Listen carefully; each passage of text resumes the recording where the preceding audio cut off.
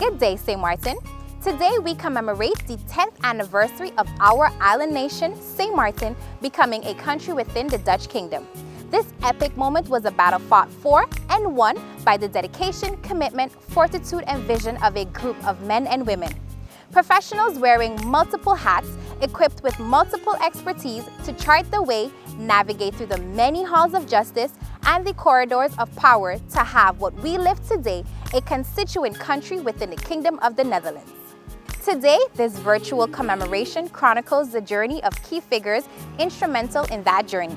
They are the protagonists and architects mandated by the people of St. Maarten in the Referendum of June 23, 2000. This virtual commemoration will share the eyewitness testimonies, the first voice narrative of the continuous evolving story of sweet Sint Maarten land, the land we love. This virtual commemoration will give you an insight on the process 20 years in the making and culminating with the birth of country St. Maarten on Sunday, October 10, 2010. Pastor Orlando Wilson will lead us in a word of prayer, followed by a rendition of the St. Maarten song performed by Mrs. Zila Duzon Hazel. This is the day that the Lord has made, and we shall rejoice and be glad in it. Heavenly Father, we are rejoicing in this day. In this day to know, God, that this is 10 years that you have kept our country, our island of St. Maarten. This is 10 years that you have taken us through all sorts of situations. This is 10 years that you, O God, have downloaded your wisdom into the civil government in every aspect. And Father, we thank you today. We give you glory today. We bless your name today. Thank you, oh Father, God, for this opportunity. Father, we speak forth your blessings upon even this service today. Lord, upon all of the participants who will be participating in this service. Father, touch them all. Father, let this service be of a service that will give glory to you. Let this service, God, be, God, a service with a difference. Touch them, we pray. Father, we take time, God, to speak forth your, God, your divine wisdom and your blessings upon every form of government. We thank you, God, for our governor. We thank you, O God, for our parliamentarians. We thank you, O God, for our governments, God, in charge. God, Father, we thank you, O Father, for the Prime Minister and her cabinets and all of her helps. We thank you and we speak forth your blessings upon them. God, every civil servant, Father, thank you for touching them. Thank you for protecting them. Thank you, God, we speak for your protection, God, upon, oh God, our policemen, God, those, Father, in the immigration, Father, touch them. Father, God, we ask that you will also bless the first-time responders or the front-line responders. Father, we thank you for them, and we ask that you will touch them and keep them even, God, for another 10 years. Thank you for protecting us. Thank you for, God, securing us.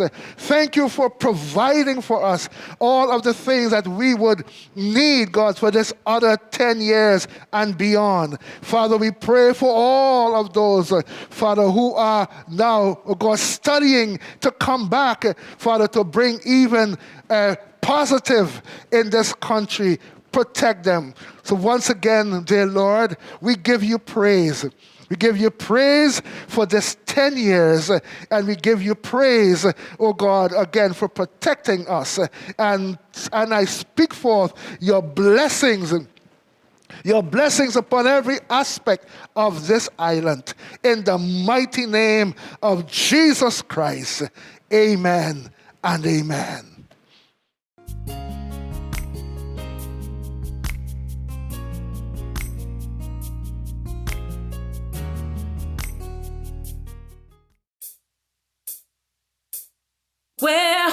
over the world, say where you'll find an island there, so lovely small, with nations free, with people French and Dutch, though talking English much, as they say Martin in the sea. Oh, sweet Sint Maarten land, so bright by beach and strand, with sailors on the sea and harbors free, where the chains of mountains gleam variously in sunlight sheen. Oh, I love that paradise, nature's beauty very nice. Oh, I love that paradise, nature's beauty very nice. How pretty between all green, flamboyant, gleam of flowers red, by sunlight set, like cows and sheep and goats in meadows or on roads, thy donkeys keen, can't I forget? Oh, sweet Sint Maarten land, so bright, my beach and strand, with sailors on the sea and harbors free, where the chains of mountains gleam variously in sunlight sheen. Oh, I love that paradise, nature's beauty very nice. Oh, I love that paradise, nature's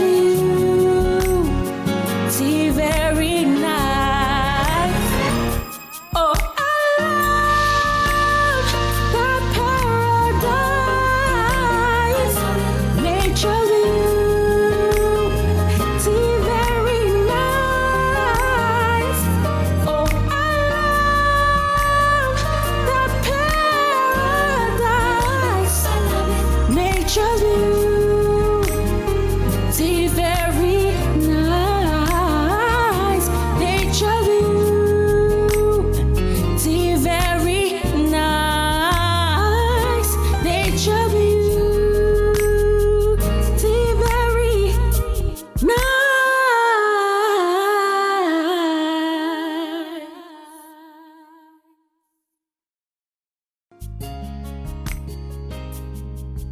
As we continue with our program, it is an honor to introduce His Excellency Dr. Anders Eugene Holliday, the Governor of St. Maarten, who will deliver his national address. Today, October 10th, 2020, we observe the 10th anniversary of St. Maarten's country status.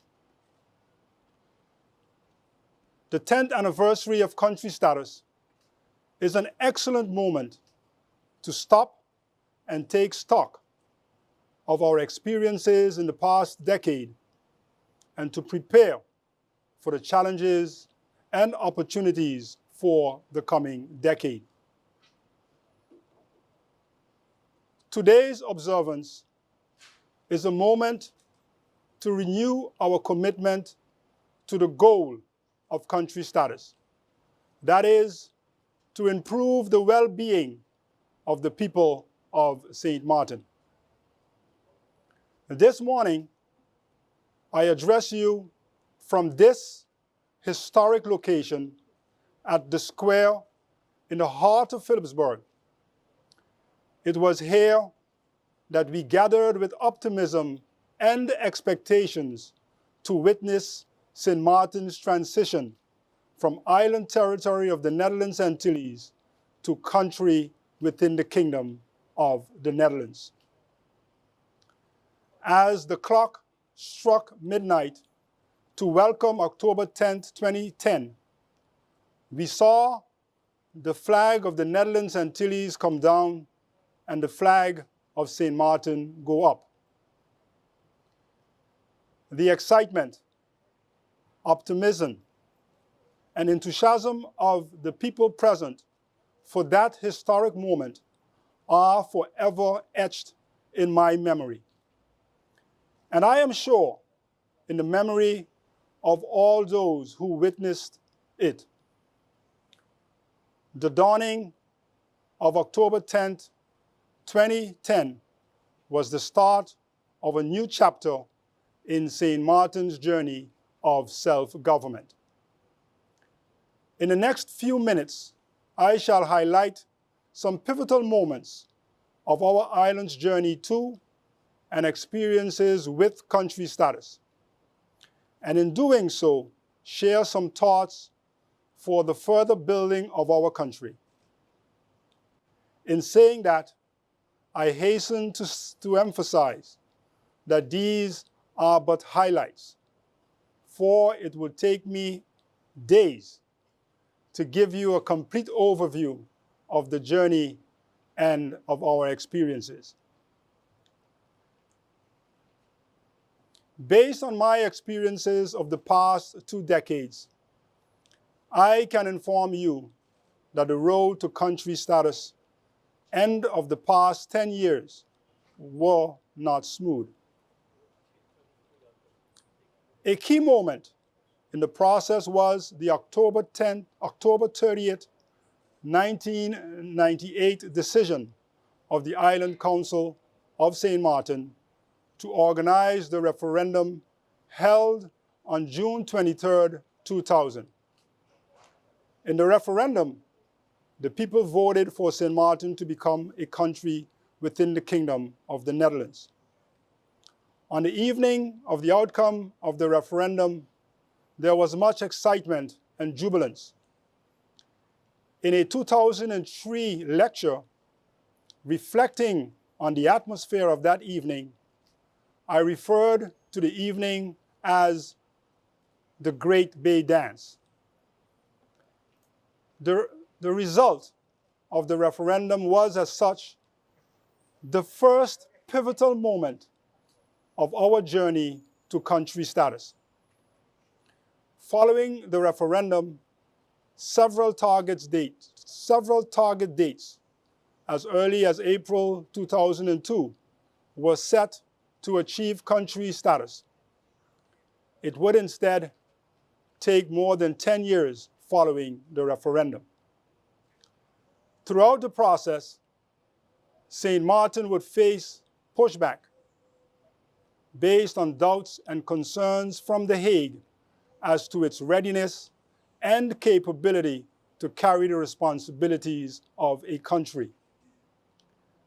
There were, as a result, numerous difficult technical and political negotiations. Unfazed, Sint Maarten persisted in its quest for country status. The outcome of Sint Maarten's referendum and the persistence of Sint Maarten made it clear that the time for constitutional change had come.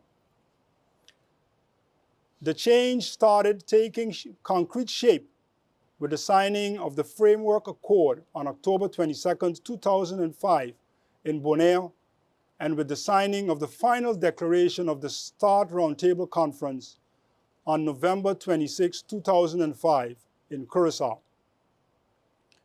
The Accord and final declaration established the framework for the process and the criteria to realize the new constitutional arrangements in the kingdom. These agreements were pivotal moments in the process. As I said, the path to country status was not smooth. The organization and regulation of the public prosecutor service, the police, financial management, debt restructuring, and supervision have been the subject of major debate and contention throughout the process. Several obstacles would have to be overcome. The handling and approval of the consensus kingdom laws in the second chamber of the Dutch Parliament in April of 2010 was the culmination of tough negotiations, characterized by creative thinking and pragmatism to achieve the end goal. It was another pivotal moment in Sint Maarten's journey to country status.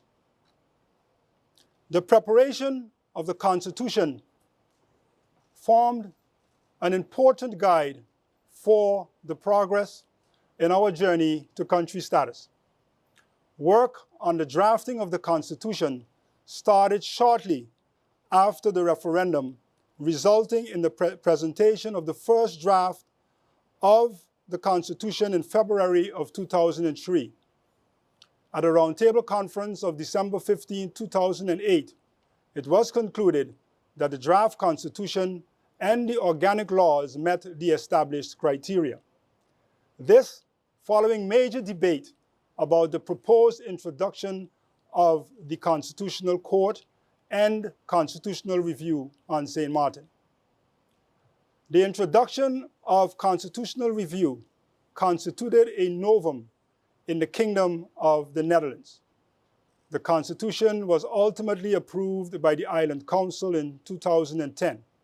It would become the most quoted and debated document during the past 10 years of country status. Its ratification was a pivotal moment in Sint Maarten becoming a country. The process concluded with the signing of the final declaration at the final roundtable conference on September 9, 2010 in The Hague, more than 10 years after the referendum. Sint Maarten celebrated the attainment of country status with the rising of the Sint Maarten flag on October 10, 2010. It was the start of country status, the pivotal moment in Sint Maarten's journey.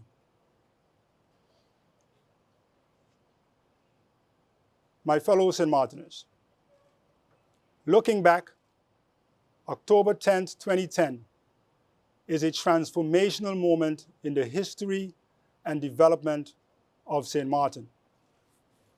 On that historic day, I delivered my acceptance speech as the first governor of Sint Maarten before Parliament and stated, "Today we stand at the portal of our new country, Sint Maarten. The challenges ahead are immense. The results and there rests on us a great responsibility, a responsibility to build a stronger Sint Maarten for future generations." The 10 years since 10-10-10 turned out to be challenging years indeed. Throughout the process towards country status, repeated concerns were voiced about, among others, the immigration services, the police organization, the detention system, and the financial and tax administration. Having assumed these new responsibilities, it was clear that it would take money, people, and time to address the challenges involved. To meet its new responsibilities, the government of Sint Maarten built the new administrative structure from the ground up. It, among others, created important new institutions such as the Governor, the Parliament, and the Council of Ministers. It restructured the island government to set up 7 ministries. It founded the Council of Advice, the General Audit Chamber, and the Ombudsman. It established the Constitutional Court of Sint Maarten. It developed new policies and procedures consistent with its new responsibilities, and it completed the new administration building. As we worked to develop our critical institutions for the functioning of our country, we experienced socio-economic, waste management, climate change, budgetary, and political challenges. These challenges have been exacerbated by major external shocks as a result of Hurricane Irma in 2017 and COVID-19 in 2020 as I speak. During the past 10 years, we have had our share of political discord, resulting in 4 elections and 10 governments. This has led to fundamental questions. As to the functioning of our democracy and to discussions about electoral reform. These discussions have dominated public debate. And yes, they have. Far less attention has been given, however, to the moments when government and parliament acted in unity towards the building of our country. Action that has resulted in legislative initiatives such as the conversion and reparation of scores of central government and island government regulations into national ordinances and national decrees in the period 2010 through 2012 to reflect the new structure. The establishment of the national decree in 2013 to formalize the practice of background screening of candidate ministers before their appointment. The introduction of pension reforms in 2016 and 2020 to secure the financial viability of the old age pension system. The introduction of reforms to the civil servants pension plan in 2016 and 2020 to safeguard its sustainability. And the passing of legislation between 2012 and 2019 to comply with international anti-money laundering standards to protect our financial system and economy. Throughout the decade, we have, in good and bad times, been able to count on a broad cross-section of our people to educate our children, to defend our safety and protect our freedoms, to care for the sick and elderly, and to provide products and services for our economy. Our economy grew by 0.7% on average from 2011 to 2016, and unemployment declined from 11.5% to 8.7% between 2011 and 2016. The devastation caused by Irma to our country's infrastructure in September of 2017 wiped out socio-economic gains. In terms of economic growth, as well as in terms of employment. This situation has been exacerbated by the coronavirus outbreak since the beginning of this year. The virus has taken too many lives, affected the health of much more, and brought travel to a virtual standstill. It is causing businesses to retrench or close and threatening the livelihoods of many. For this year, our country is facing an economic fallout of some 25% and an increase in unemployment to 16.2%. This, as many among us lose jobs and face cuts in working hours and or pay. Already cash-strapped, the public finances have been hard hit, resulting in a need to raise funding urgently.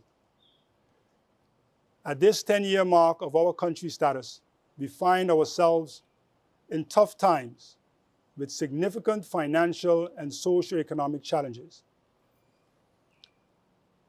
As we face these challenges, it is important that we guard against emphasizing the times that we have fallen and forgetting the many times that we have risen. In the aftermath of Irma, many people in our community got up, brushed themselves off, and started working to rebuild their homes, reopen their businesses, help their neighbors, and support our youngsters and our elderly. And since the coronavirus outbreak, there has been many courageous men and women out there on the front line, risking their own health to save lives and to keep us safe. Courageous healthcare professionals, law enforcement officers, firefighters, supermarket employees, other frontline employees and volunteers who day in and day out rise to the task to protect our well-being and our country. These two crises have called for major responses from government and our population. And all indications are that more efforts and sacrifices will be required going forward. We have worked with and received valued support from our kingdom partners in response to Hurricane Irma and in response to the coronavirus. Amidst it all, it is regrettable that relations between Sint Maarten and the Netherlands have been strained. Caught up in the urgency to address our challenges, we sometimes fail to appreciate and recognize the dedicated efforts and contributions of our people, fine professionals and volunteers. Contributions which are necessary for progress and to maintain Sint Maarten as a good place to live. Looking ahead,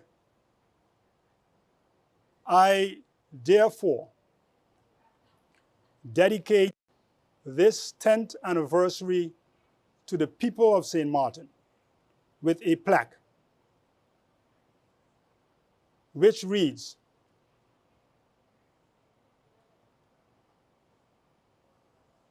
this plaque remembers the first celebration of country status in the heart of Philipsburg, commemorates the 10th anniversary of country status, and is dedicated to the people of Sint Maarten for their perpetual progress.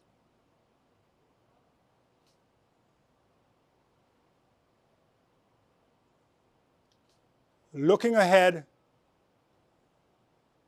to the coming decade, we know that major challenges are on the horizon. Challenges because of climate change, of increased risks of global pandemics, of rapid technological advancements, and of the aging of our population. Challenges which few countries can handle on their own. Facing the effects of Irma and the coronavirus, we are already confronted with the realities of these challenges. Armed with this knowledge, the question we face today is what can we do now to overcome these challenges and make the next decade a decade of growth and progress for our people. For at the end of the day, that is the purpose of the attainment of country status.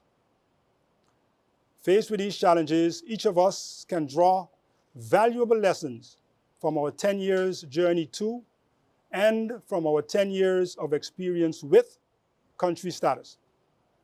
We can look back and draw inspiration from the knowledge that faced with great challenges, we have the resilience, courage, and determination to rise, meet, and overcome them as a people.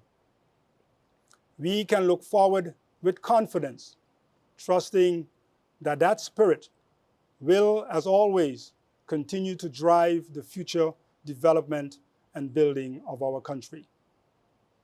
We must at the same time not take our Sint Maarten spirit for granted. It is instead important for us to mobilize, inspire, and nourish our Sint Maarten spirit.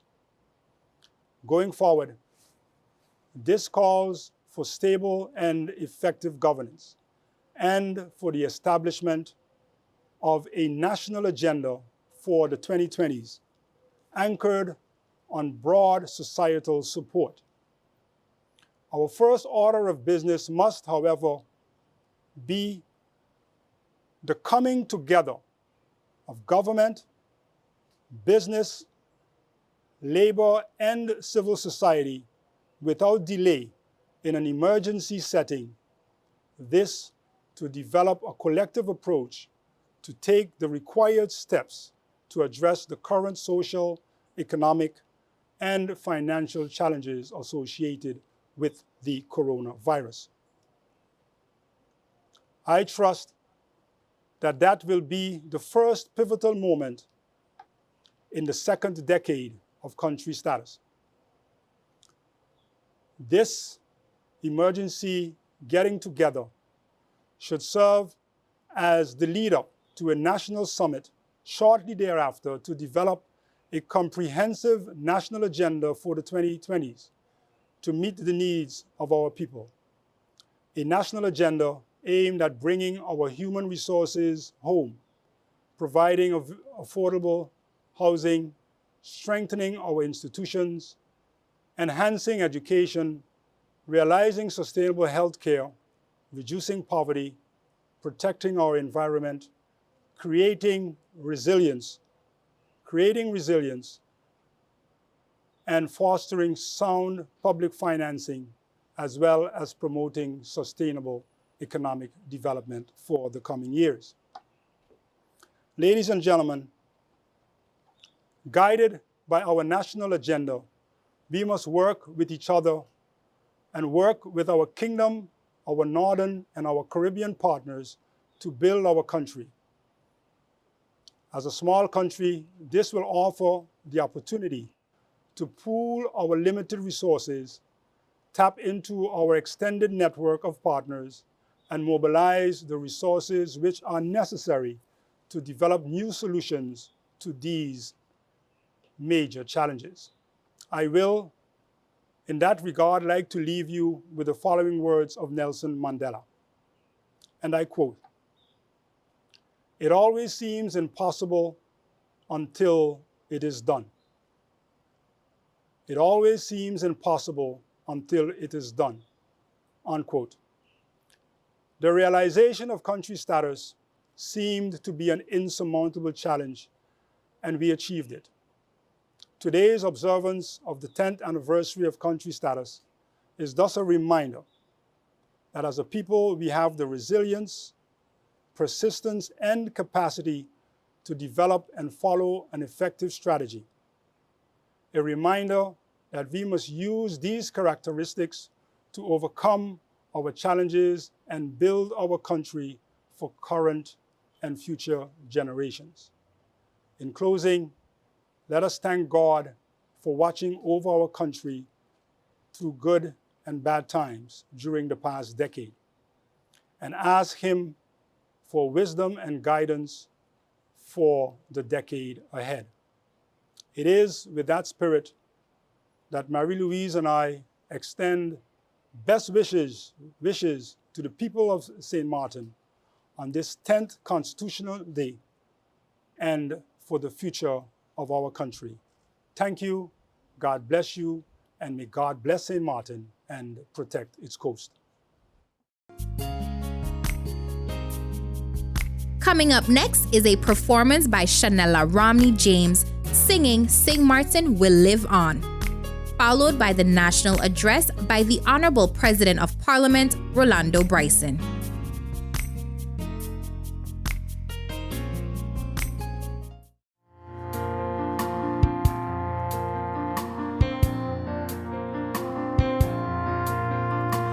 One little island in the Caribbean, like a flower unfolded in the 15th century, called St. Maarten by name. Though we are very small, we're a tower of strength for all. With a dense population, we are the greatest nation. St. Maarten is here to stay, the land that takes care of everyone. St. Maarten, we will live on, because we're so brave and strong. People far and near join in what we share. Our hotels and beaches, restaurants that pleases friendly people everywhere. Enjoying prosperity, living in harmony. We thank the Lord earnestly for this majestic country. St. Maarten is here to stay, the land that takes care of everyone. St. Maarten, we will live on, because we're so brave and strong. Our resiliency, the base of our country. Our faith and our religion is our main foundation. That is what sets us apart. A flag that makes us one. Sempre progredians, demanding autonomy. This is our destiny. St. Maarten is here to stay, the land that takes care of everyone. St. Maarten, we will live on, because we're so brave and strong. Because we're so brave and strong.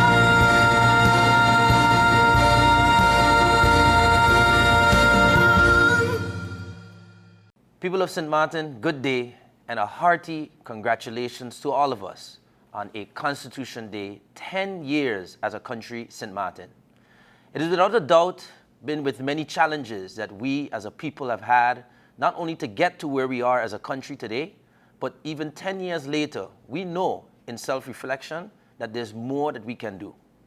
But we need to take a moment to at least appreciate that the pioneers before us have even laid the path for us to be where we are today. The next generation of citizens, of politicians, I feel like it rests a lot on us to take us through the next 10 years as a country. Some of the things I would like to see. I would definitely like to see a fair justice system that focuses on remediation, something that is to uplift our people and still a sufficient deterrent for us not to commit any crimes and to be good citizens to each other. I would like to see a healthcare system, one that is fair and sustainable, that can keep our population healthy from a preventative standpoint, but also to keep us healthy in the unlikely case that we do get sick. I would like to see economic opportunities for all of us. We have done a lot to build our tourism product, But it is clear in the next 10 years, we have to do more than just tourism. And we as the next generation must realize that the sustainability of our economy is not just for us, but for our future as well. And the ability for everyone to live comfortable, to own a home, that is also something that we need to build for our people in Sint Maarten.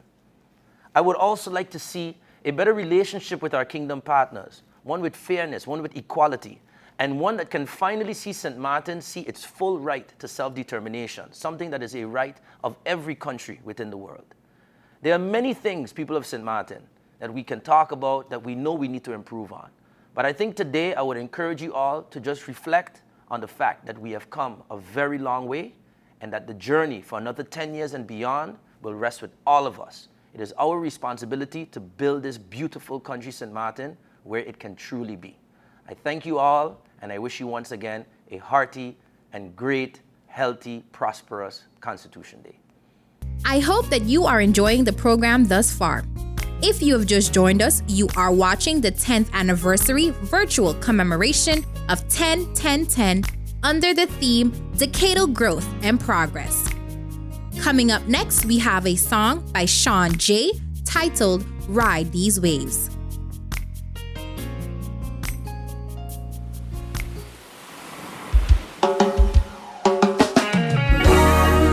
Caribbean people, ride these waves. People from all over the world. You can't stop the waves. Ride these waves. But you can learn to surf them. It's your boy Sean J. Y'all ready? Come on. Ride. Mama said tomorrow's not promised, so every day you live like it's your last. Working 2 jobs to make a profit, but it's impossible with cost of life. Reality has knocked us over like a wave in the sea. World leaders got no answers. What's going on with humanity?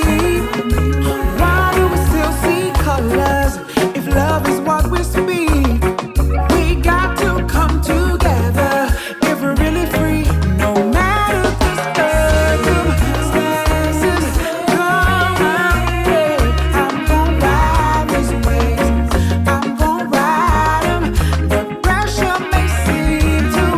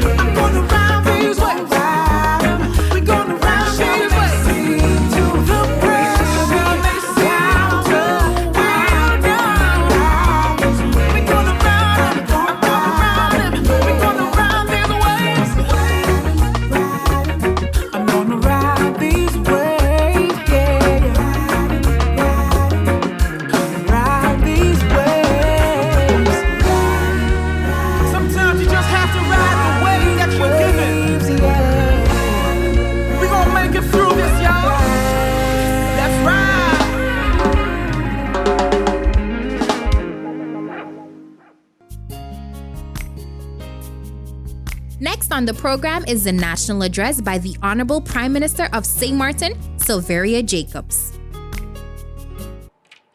People of St. Maarten, it is my honor and pleasure to address you today on the commemoration of the 10th anniversary of St. Maarten attaining country status within the Kingdom of the Netherlands. A decade since we embarked on a brand new journey as a constituent state. Affectionately called 10-10-10, it is the start of a new beginning. It provoked in all of us dreams of grandeur and prosperity never seen before. We had hope and belief in ourselves that we could and would achieve and succeed at self-governance. Today, as per our laws, on the second Monday in October, we commemorate the day 10 years ago when the Constitution of St. Maarten first came into being. When our first parliamentary meeting was held, a day we, the people of St. Maarten, moved into the next level of self-determination. This pivotal point in St. Maarten's history came about by choice of the St. Maarten people in the year 2000 to take direct control of our destiny and our future. With this in mind, this day, Constitution Day, should fill each St. Maartener with a sense of pride. I read from a translation of the official publication of St. Maarten's Constitution. The preamble.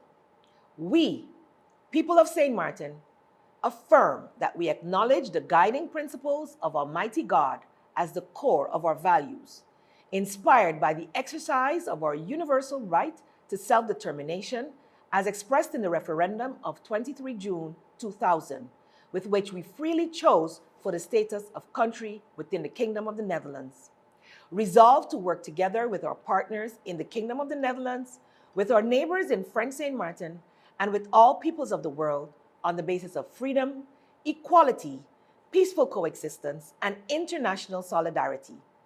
Declare that we are a people that believe in the principle of democracy, the rule of law, the principle of segregation of powers, the dignity and value of the individual, the entitlement of all persons to the fundamental rights and freedoms.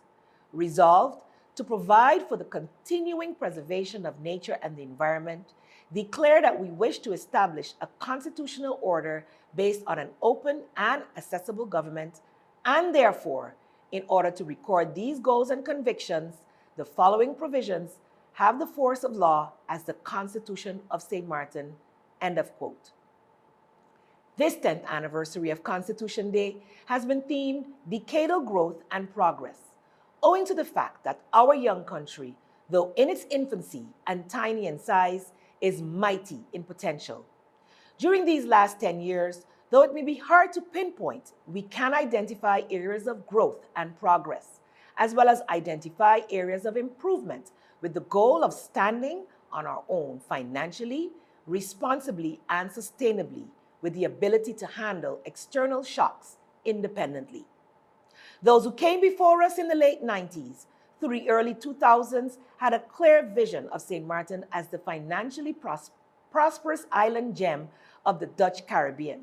What we had not factored in, however, was the toll the lack of proper infrastructure, insufficient human capital, and political opportunism would have on our ability to grow into our vision of a successful country within the kingdom and into further self-governance.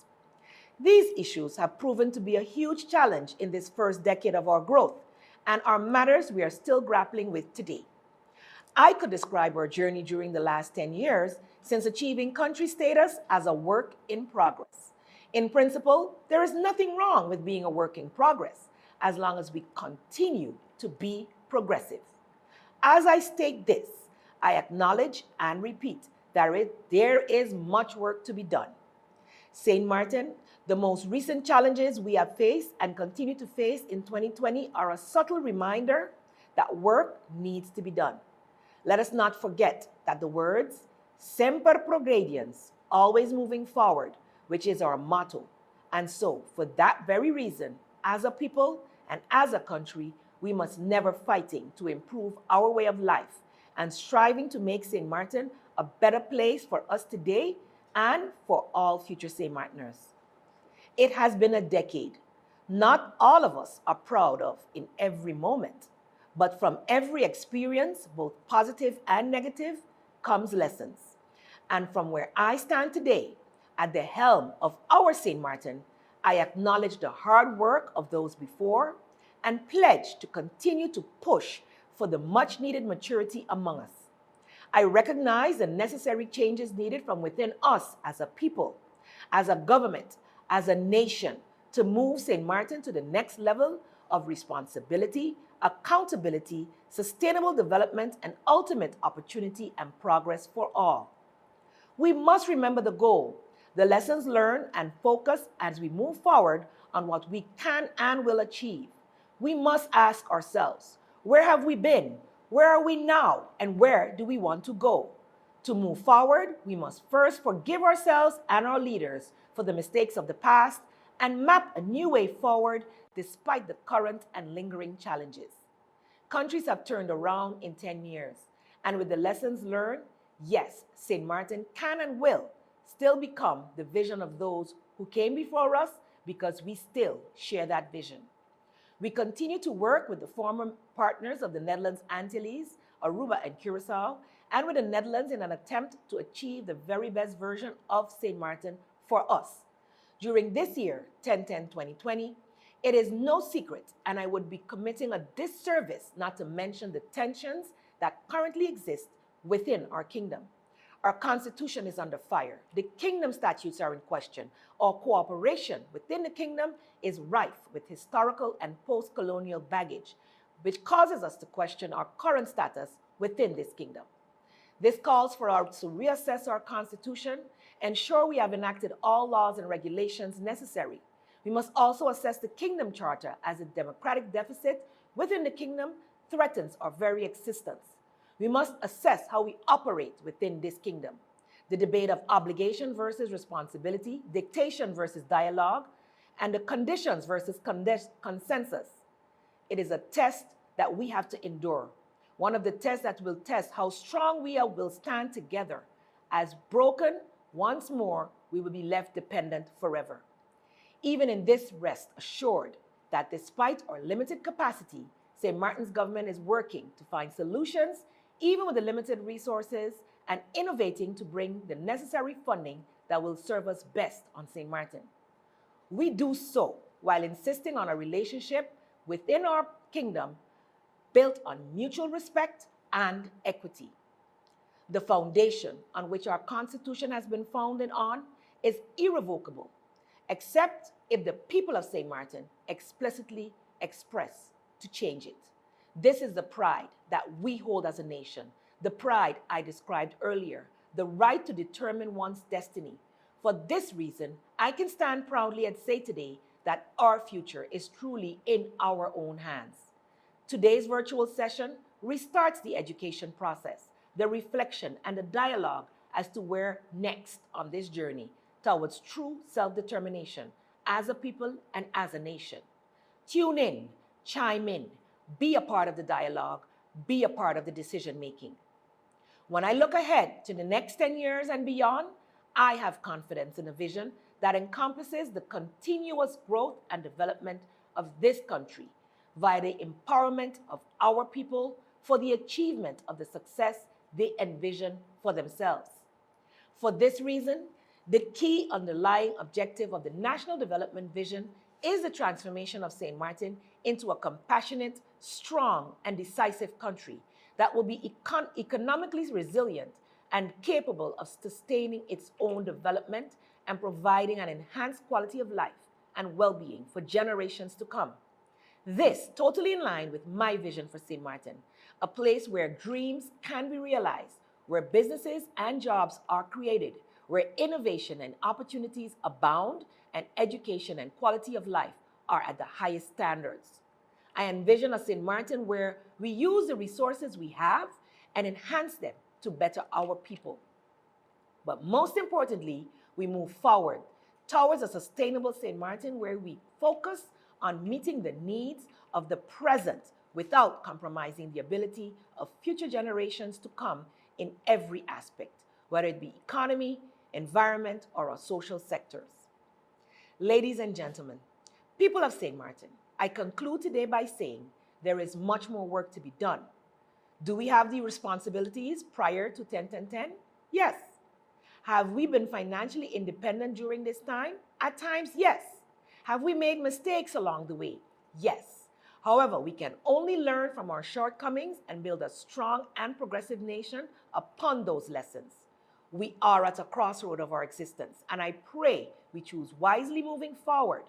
Listen, read our Constitution and subsequent laws, assess, reflect, learn, speak up, and help us forge the right path forward as we take the necessary steps for continued growth, self-determination, and success. On this day, as we commemorate and yes, celebrate 10 years as a nation, I urge the people of St. Maarten to focus on the future, join in the process of building a strong and resilient nation for present and future generations. Happy Constitution Day, decadal growth and progress for St. Maarten. God bless you, the people who make this sweet St. Maarten. Stay with us for the next trio of performances featuring La Rich, This Is for St. Maarten, followed by the National Institute of Arts Youth Orchestra, and Home Island Anthem, sang by Lily Forbes and performed by Ray Angel Simon and Deshaun Prince.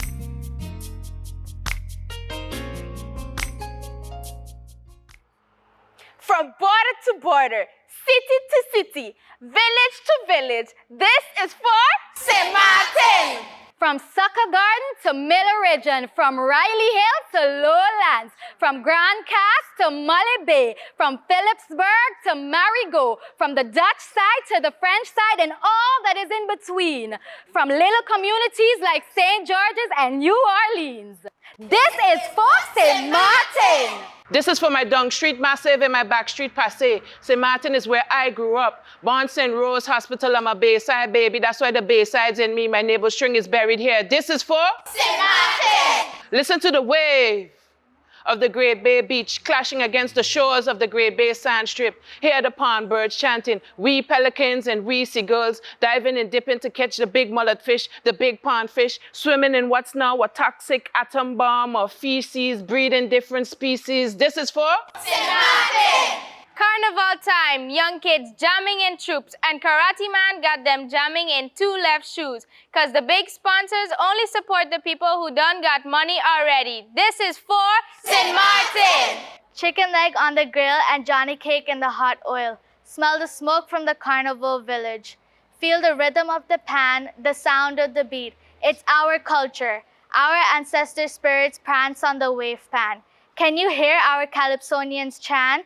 From old-time Tanny and the bottleneck crew to new day disputers. This is for St. Maarten. We're united, we wear we colors, red, white, and blue.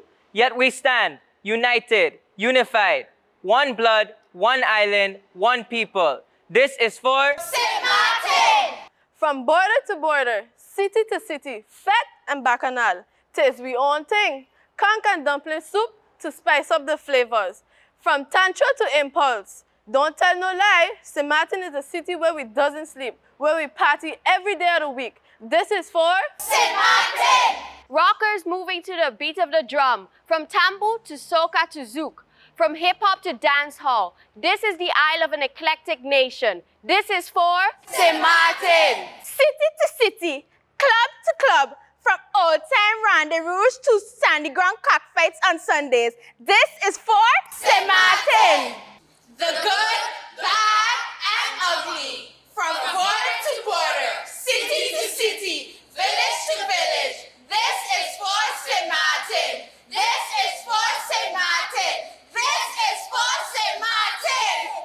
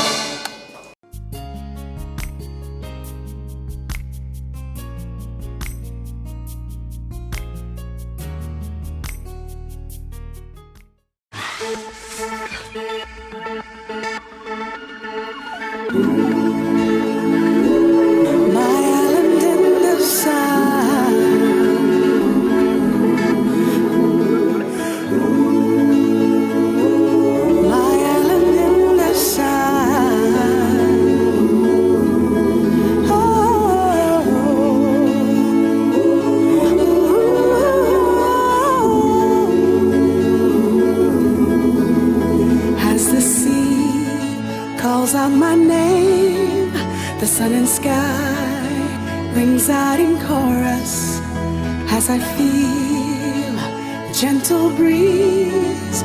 The sun and sky rings out in chorus. Take me to that other land where the sky and sea collide. Take me to that other land where the sky and sea collide.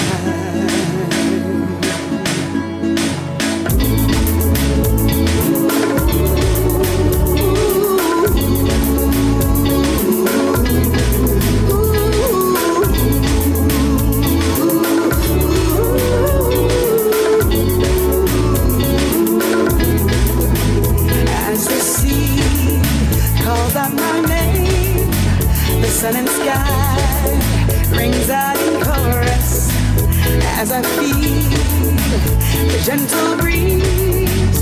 The sun and sky rings out in chorus. Take me to that other land where the sky and sea collide. Take me to that other land where the sky and sea collide. Feel the gentle breeze.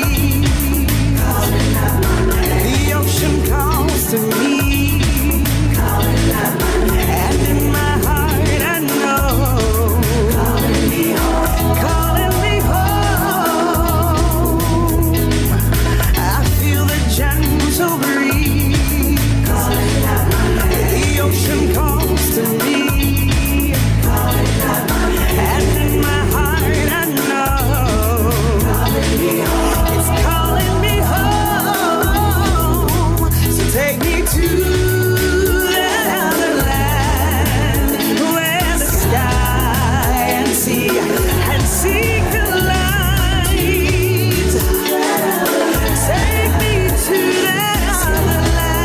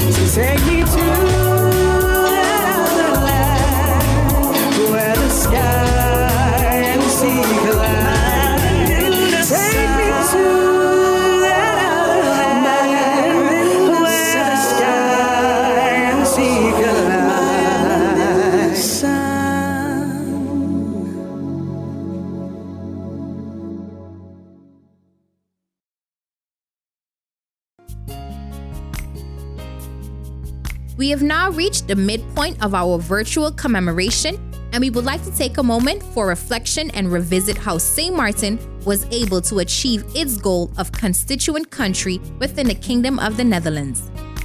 In this segment, we spoke to key persons in our community that contributed to the success of 10-10-10. During this segment, we will get to know these individuals and the roles they played. I am Eugene Holliday. I'm the Governor of Sint Maarten.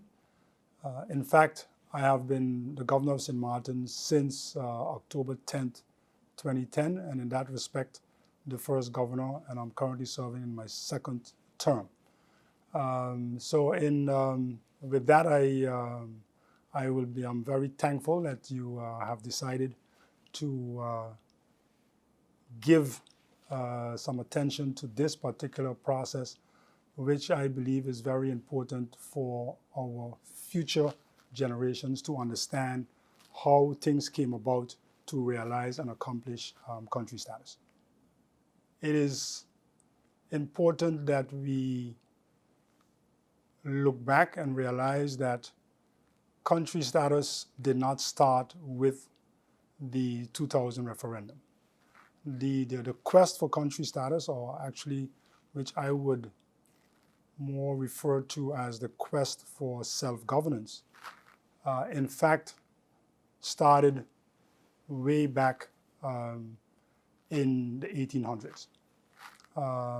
When you study the history of Sint Maarten, you would see that prominent Sint Maarteners, such as William Rumney, already in 1864, or Josiah Wyatt, or Weymouth, as far back as 1911, or other prominent Sint Maarteners like Lionel Bernard Scott in the 1930s and 40s, and Claude Watty in the 1980s, all were proponents of self-governance or a greater degree of self-governance for Sint Maarten. So it is really a accumulation of events or factors that have led to this stage that we are in today. Also, there was in the 1991 the motion of the Island Council, for which basically was passed unanimously to have full internal self-government for Sint Maarten. My name is Ralph Richardson, not so known in Sint Maarten, and I was a civil servant for years in Aruba. I did my engineering study. I'm a mechanical engineer by profession. And after working 7-8 years with the government of Aruba, I was head of the government safety department in Aruba. This federal government safety department in Aruba, because the safety department fell under the Department of Labor. And the Department of Labor in Aruba is a central government department. 1978, I came to Sint Maarten. I joined a law firm here, Gibson and Duncan. I worked there for a while as three partners. And in 1981, I was asked by a good friend of mine, the then Prime Minister of the Netherlands Antilles, Mr. Don Martina, if I wanted to become Lieutenant Governor in Sint Maarten, because they were looking for someone, to take over the 1st of September 1981. 1973, there was an election in Aruba, federal government election. And the Young Party, the MEP, won that election landslide. Now, that party then joined with the larger party in Curaçao, and they formed a government. And the MEP party joined that government with one objective, simple one objective, to obtain the separate status of Aruba. They signed a government accord with that in it, that this government will work on the separate autonomy of Aruba. It didn't work out, government fell, new elections and what have you. That was the beginning for Aruba. Then, in 1977, there was another federal government election, and again, the MEP party won that election in Aruba, landslide. The formateur of the government, of that new government to be formed, was the late Mr. Roosendaal. His party, the DP, won election in Curaçao. And he decided up front, I will not deal before a formateur or informateur was appointed by the governor of the Netherlands Antilles. He decided he will not join in any kind of government with the map, because the map is working on the disintegration on the Netherlands Antilles. This thing about status aparte and autonomy is all nonsense. Nowhere. Thus he decided he will not even talk to the map after elections what a informateur or a formateur is supposed to do. He talked all about it. Came to Aruba, refused to talk to, and what the map did, and I was part of it, I'm proud to say I was part of it, the map called a general strike in Aruba. That was in August 1977. You see the march we had here 2 weeks ago? There was a march like that in Aruba. The strike started with this enormous march. When I say a march, everybody from Aruba, no matter what political party you were, what denomination, you had a joint group of people, the churches, the schools, the teachers, they went on strike. And that strike was announced by the late Betico Cruz. We're going on strike because they don't want to form government with us. They don't even want to even talk to us. For 5 days, Aruba was locked down. No water, no electricity, no nothing, no planes coming in. The airport was closed down by the central government. No boats coming in, closed down by the central. Aruba survived those 5 days. The Dutch sent down a minister to talk to Aruba. And in 1977, there were meetings organized in the Netherlands, and there is where the separate status for Aruba started.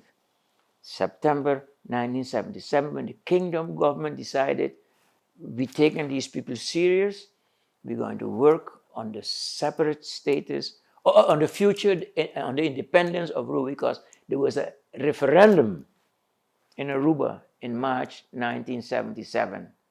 That referendum was asking two questions: whether Aruba wanted to become independent or want to be part of a federation with the central government, with Curaçao. 92% of the electorate went out to vote. 85% voted in favor of the independence of Aruba. Okay? And that was the start, that was the shock that was needed. My name is Richard Gibson. I've been born in Aruba, moved to Sint Maarten in '69, and spent all my life up to now on Sint Maarten. The commemoration of the obtaining of our separate status is a story that I think some people forget and we should rehash. Why? When? What were the issues? And it's not something that happened overnight from one day to the other, but it was a long process. In 1973, the central government of the then Netherlands Antilles organized a referendum. And the questions in the referendum was, do we want to stay in the Netherlands Antilles? Do we want to become independent? Do we want to have any other status? 90% of the people under that central government organized referendum voted to stay in the Netherlands Antilles.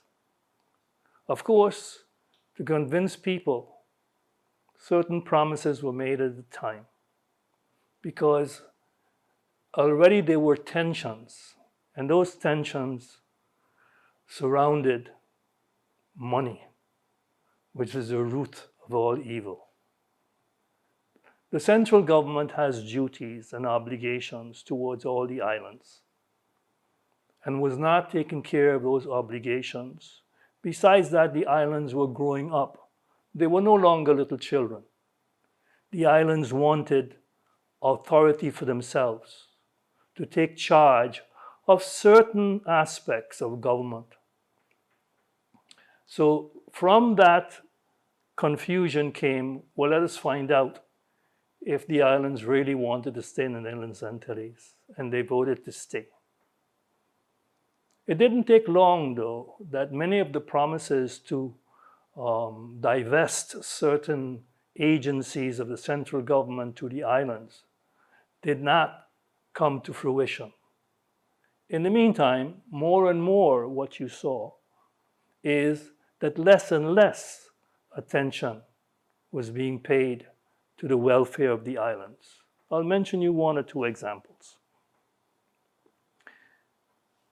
Safety is something that's essential for every country and every citizen. Things had deteriorated to such a point on Sint Maarten that the police department we had was unable to meet the basic needs of safety towards the citizens of Sint Maarten. In fact, the most dramatical example is that at a certain point, the police department had one vehicle. And it was a vehicle that they rented from a local car rental company. My name is Dennis Leroy Richardson, and I am at this moment pensioned, and I have been the gezaghebber, as used to say, the Lieutenant Governor of Sint Maarten from the year up to the year 2000, 1994 to 2000, 6 years. And at the end of that period, I became the program manager for our goal to achieve country status in Sint Maarten. That has been my position for quite a while.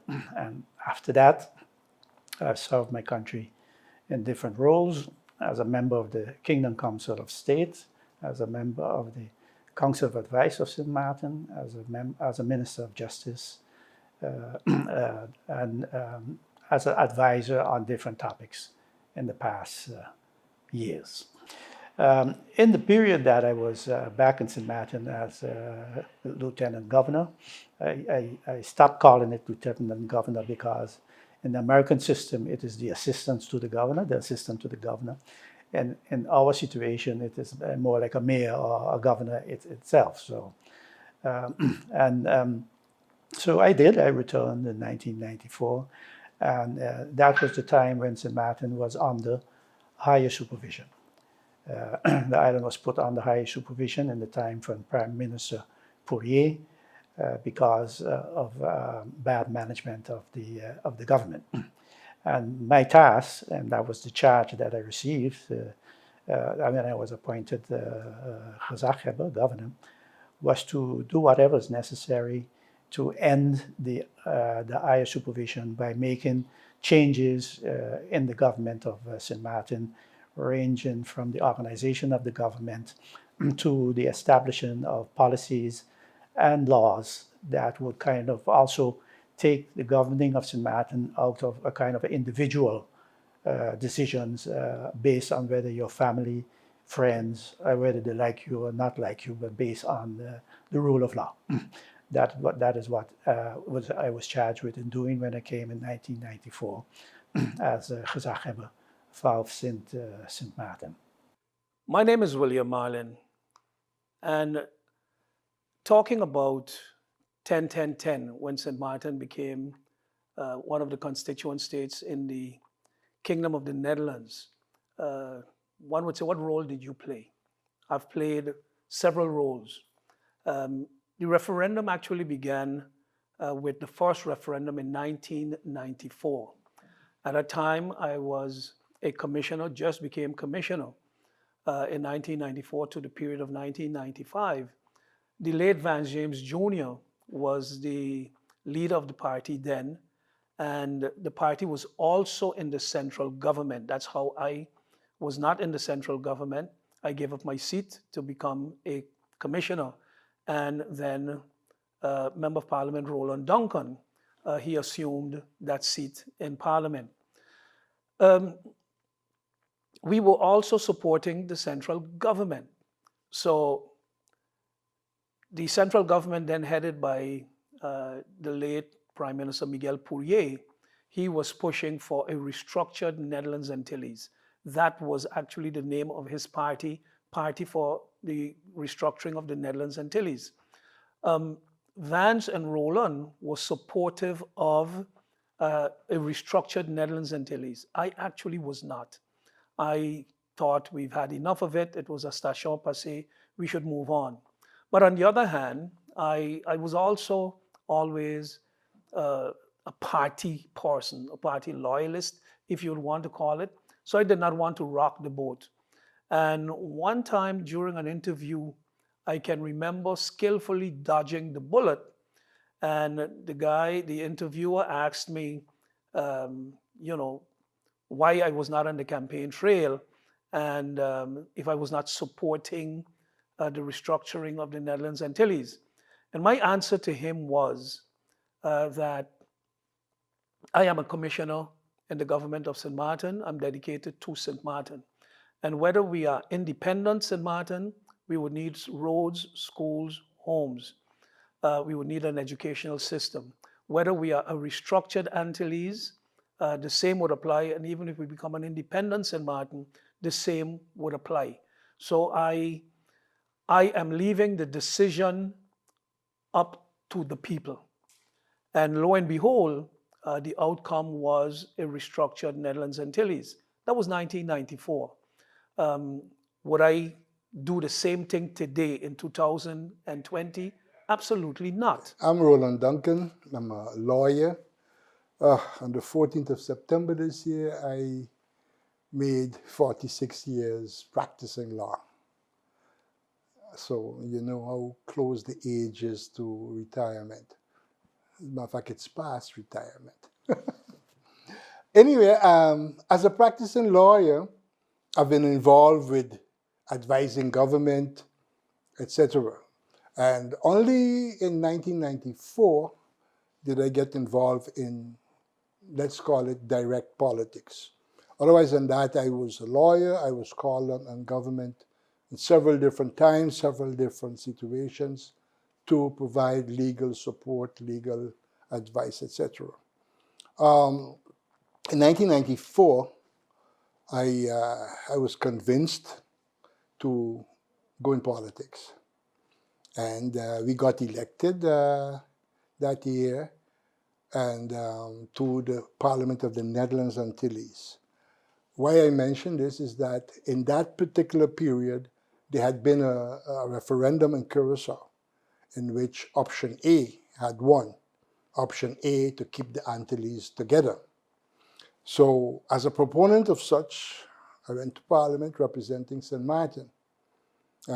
My party, the SPA at the time, had won the election, so we had 2 representatives. And most of the time it was Mr. James and I, and thereafter Ms. Felicia James. In that period of Parliament, there was a movement or a book, a grouping, a commission was put together to see how best the Antilles could stay together and be governed. A report was made, and never forget the word, Make It Work was the name of the report. And that report showed that while the Antillean islands wanted to stay together, the largest island, Curaçao, did not particularly budge in terms of representation. And a lot of people talk about the good old Antillean days. However, one of the things that Sint Maarten has been fighting for is to get recognition, to grow up. I started out as a civil servant, but before that, my educational background gave me a great opportunity to contribute to Sint Maarten's development. I studied in the Netherlands. I have my master's degree in political science and public administration. And when I came back, that gave me the opportunity to be the first chairwoman of the Referendum of Sint Maarten in 1994. You asked, what were the sentiments at the time? So back 1994, the discussions were already taking place with regards to the constitutional changes between the islands and the Netherlands, the islands of Curaçao, Sint Maarten, Aruba, and at the time, Sable Station, Bonaire. So, but we never had a referendum before. So in 1994, and the period before that, the sentiments of the people, the governments, we had senators at the time representing us in the parliament of the Netherlands Antilles, and Sint Maarten felt left out. Sint Maarten felt at the time that we were not getting our fair share of the taxes and getting the fair share of the taxes. And they decided, the government at the time, the senators at the time, the commissioners at the time, decided to continue to pursue our right of self-determination. I am Sarah Westcott Williams, currently a member of Parliament for Sint Maarten, so one of the 15 members of Parliament. However, I have served during the period of being an island territory, so when Sint Maarten was part of the Netherlands Antilles. And thus, as commissioner during those days, I have also held several portfolios. A very important one for this interview is the portfolio of constitutional affairs, to which we will come back. I consider myself to have been very fortunate, and I was humbled by being able to serve the new country, Sint Maarten, as its first prime minister for a period of 4 years. However, in order to have reached that milestone of 2010 as country Sint Maarten, a lot had to happen during the years leading up to 10-10-10. Many persons have contributed during those years in order for us, on that moment of the 10th of October 2010, to call ourselves country Sint Maarten within the Dutch Kingdom. Coming up next, we have 2 performances by Faiza Tabasamu and Lorenzo Gomez. Please stay with us.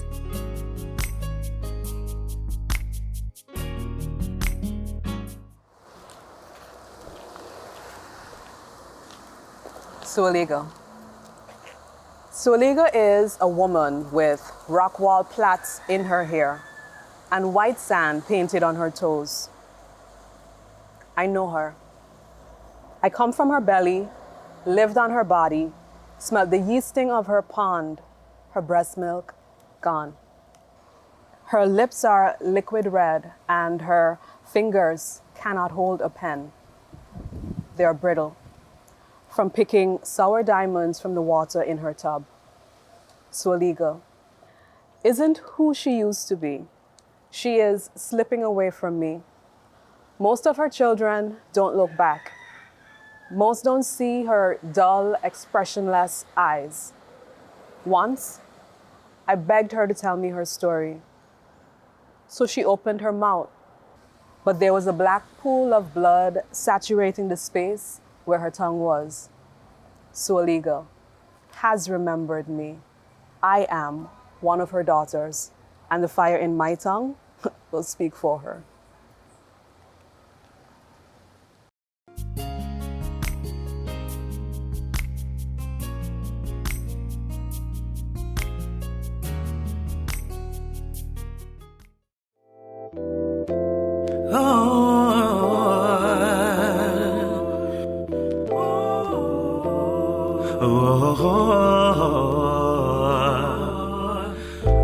All my life, I gave up my dedication to you. I gave up my car, I gave up all the jewels, just to give my dedication to you. all my life. That's alright. And it would seem I would give it all for this music, for the music, for the music, yeah, for the music. Yo. I woke up to a dream that was more real than it seemed, and I didn't need a high-def screen. People coming together as one underneath the island sun. It's not a dream, this is where I'm from, baby. Sweet, sweet Swaliga, I love thy name, and all of the people who work hard to bring you fame. For who is a native? Aren't we all from slave ships, whether black or Indian? We all have the same flesh under our skin, so we should all look within and ask who is really from Sint Maarten. It's the music in the air that unites us. I'm from here and you don't have to like us, baby, baby. I gave up my car, I gave up all the jewels, just to give my dedication to you. All my life, that's alright. And it would seem I would give it all for this music, for the music, for the music, oh, for the music.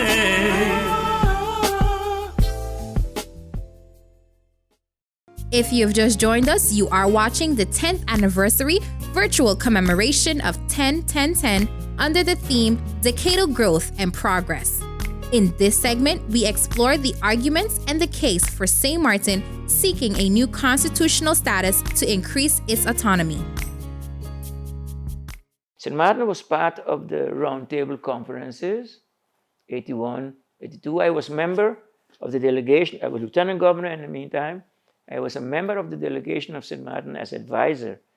St. Maarten had a small delegation of 3 or 4 people, and of that delegation I was an advisor. After that, the roundtable conference, like I said, Aruba obtained a separate status. There was a little standstill because what we were doing then, I was Minister of Constitutional Affairs too for a while, we were preparing the separate status of Aruba. The central government had to do that. The Minister of Constitutional Affairs, Aruba had to do its own thing. Aruba was working very hard and preparing its institutions and its departments and so forth. But in the meantime, the central government, the Department of Constitutional Affairs, had to prepare, had to execute the decisions that were taken at the Roundtable Conference to get to Aruba's separate status on the 1st of January 1986, 3 years' time. So Aruba had its work cut out for it, and the central government had its work. We had to execute what was agreed upon in March 1983. And that happened. The execution, the final execution of those what we call consensus points that we arrived at the Roundtable Conference, the execution thereof was Aruba's separate status on the 1st of January 1986. And then after that, we continued with the preparation of the restructuring of the Netherlands Antilles. St. Maarten was part of that. In different meetings, different delegations of St. Maarten were formed, and we were part of all those meetings, and I was part of that as advisor to the St. Maarten delegation. Most of it just before the 10-10-10. Again, St. Maarten had different committees put together to work on the preparation. I want to call it a major mistake was made when Aruba left in 1986. At that time, with Aruba leaving, Aruba used to have 8 seats in parliament. So when Aruba left, how would these 8 seats be shared? At that time, the political leadership of St. Maarten said, well, we only want 3. Why? Because we want to have quality as opposed to quantity. In my calculations, St. Maarten should have got 5 out of the 8 and give 1 to Bonaire, 1 to Sabre, 1 to Station, looking at their population. And while Sint Maarten was not that big, but Sint Maarten had an economy that could justify that. What's the difference? What's the big deal? With 5 seats, Sint Maarten would command, for instance, 2 ministers as opposed to just 1 minister. Because the calculation base at that time was 2 seats would get you a minister. If with 5 seats, a party on Sint Maarten winning the election would get 3 seats. Now, that didn't happen. Sint Maarten remained with 3 seats in the Antilles. That I'm talking 86 coming on. So everybody who would win the elections, you would get 2 seats against 1 in opposition. And the only time that we ever had a landslide victory that one party got the total 3 seats was in 2009, 10. 2000, that election in January of 2010, the SPA won all 3 seats, which gave it 2 ministers, myself and another gentleman, Mr. Illich. This is leading up to the situation why, after referendum of saying let's stay together, it still fell apart. Why? Because politics, participation, one of the problems we have nowadays is how much say does one get in a democracy. Many persons recall the 2000 referendum. It was really a defining moment for Sint Maarten. You would remember that the date of the referendum was the 23rd of June 2000. However, that was not the first date that was established for that referendum. In fact, if you look at the timeline, I want to go back for a moment to the 1994 referendum. That referendum was organized by the country, the Netherlands Antilles, of which we were part. And there's also a history behind that date of 1994. And again, I'm going even a little further back, because during the late 1980s, at that time, I did not hold a political position. I held the position of civil servant. And as such, I was advisor to the different commissioners of constitutional affairs. And so, in the late 80s, I was part of, as a civil servant, of a delegation traveling to the Netherlands to negotiate, if you please, independence for Sint Maarten. After many years of discussing it here locally, at that time, the government, remember we were an island government, decided to go and champion the interests of Sint Maarten, and according to the political views of that time, that interest was for Sint Maarten to become independent. Of course, you could imagine the skepticism with which we were received in the Netherlands. Nevertheless, a sort of a framework was drawn up. Steps that needed to be taken by Sint Maarten in order to become independent. This particular document, I am sure, is still in the archives of government. However, what that did as well, in my opinion, was to put more of a magnifying glass on Sint Maarten in terms of what we were doing and how we were doing it. Sint Maarten, as part of the Netherlands Antilles, and I realize I keep going back a little, but Sint Maarten, as part of the Netherlands Antilles, we had to fend a lot for ourselves.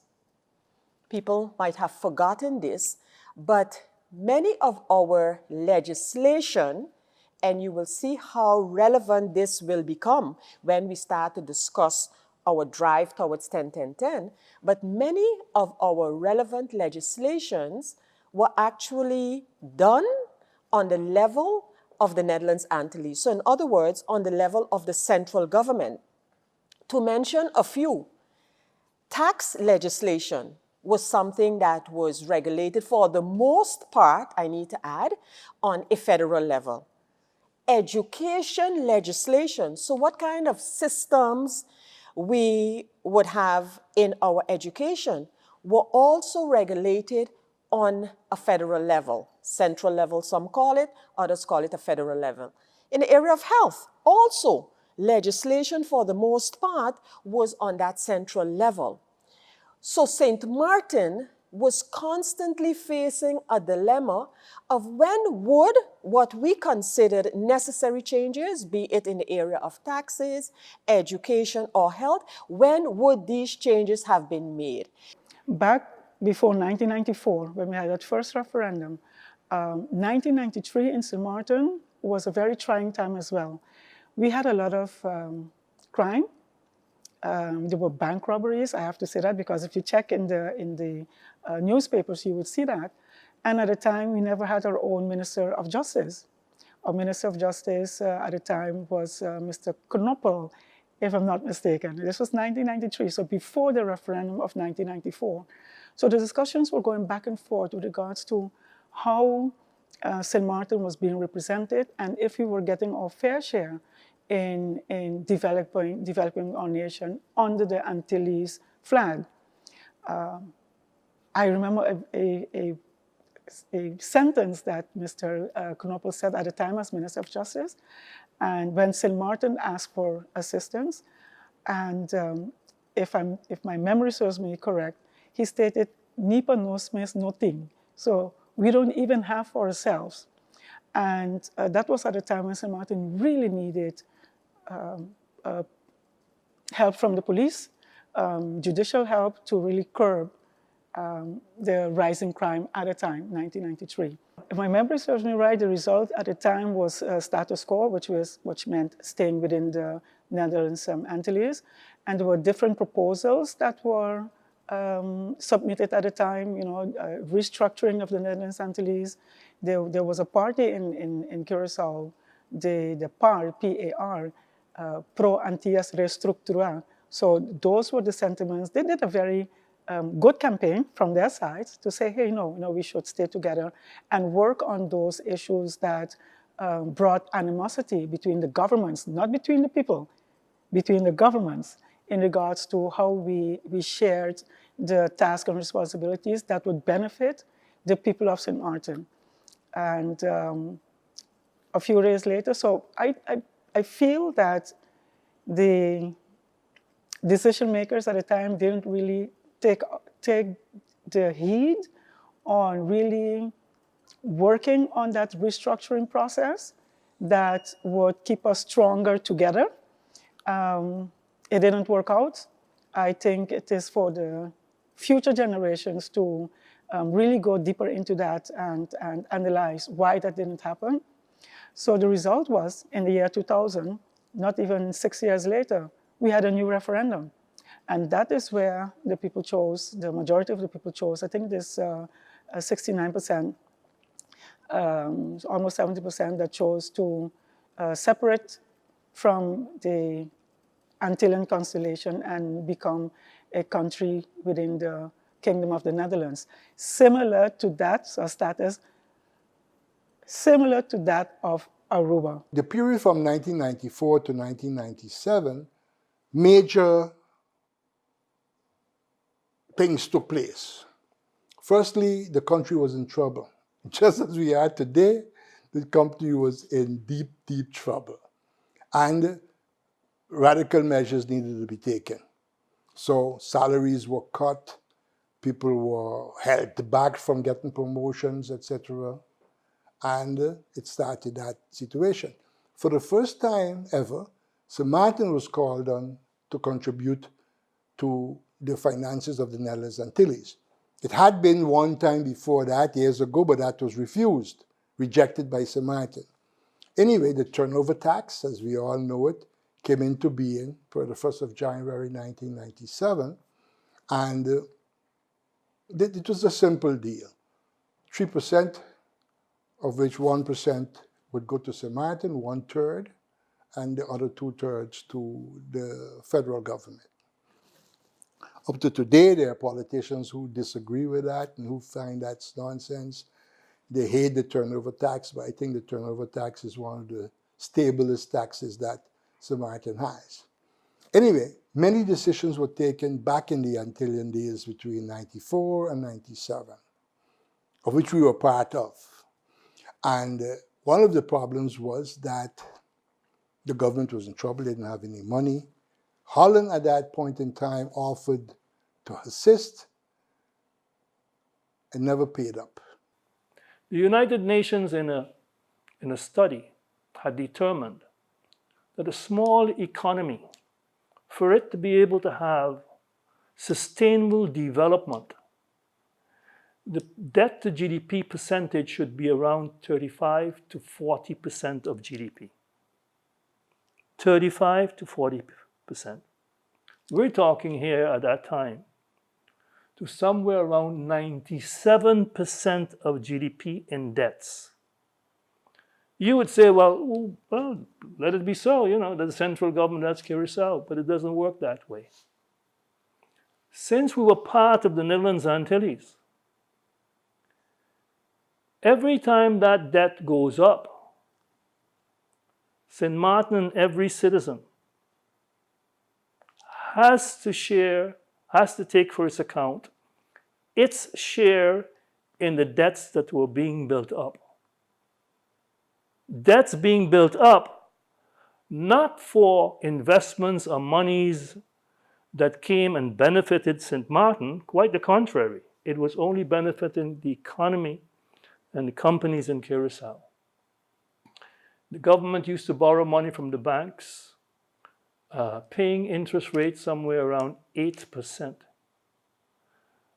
Actually, the banks loved the government at the time because they didn't have to worry about lending money to somebody else. They had the government that always came, the government of Curacao, the central government, who borrowed from them, and the banks became wealthy. They were happy.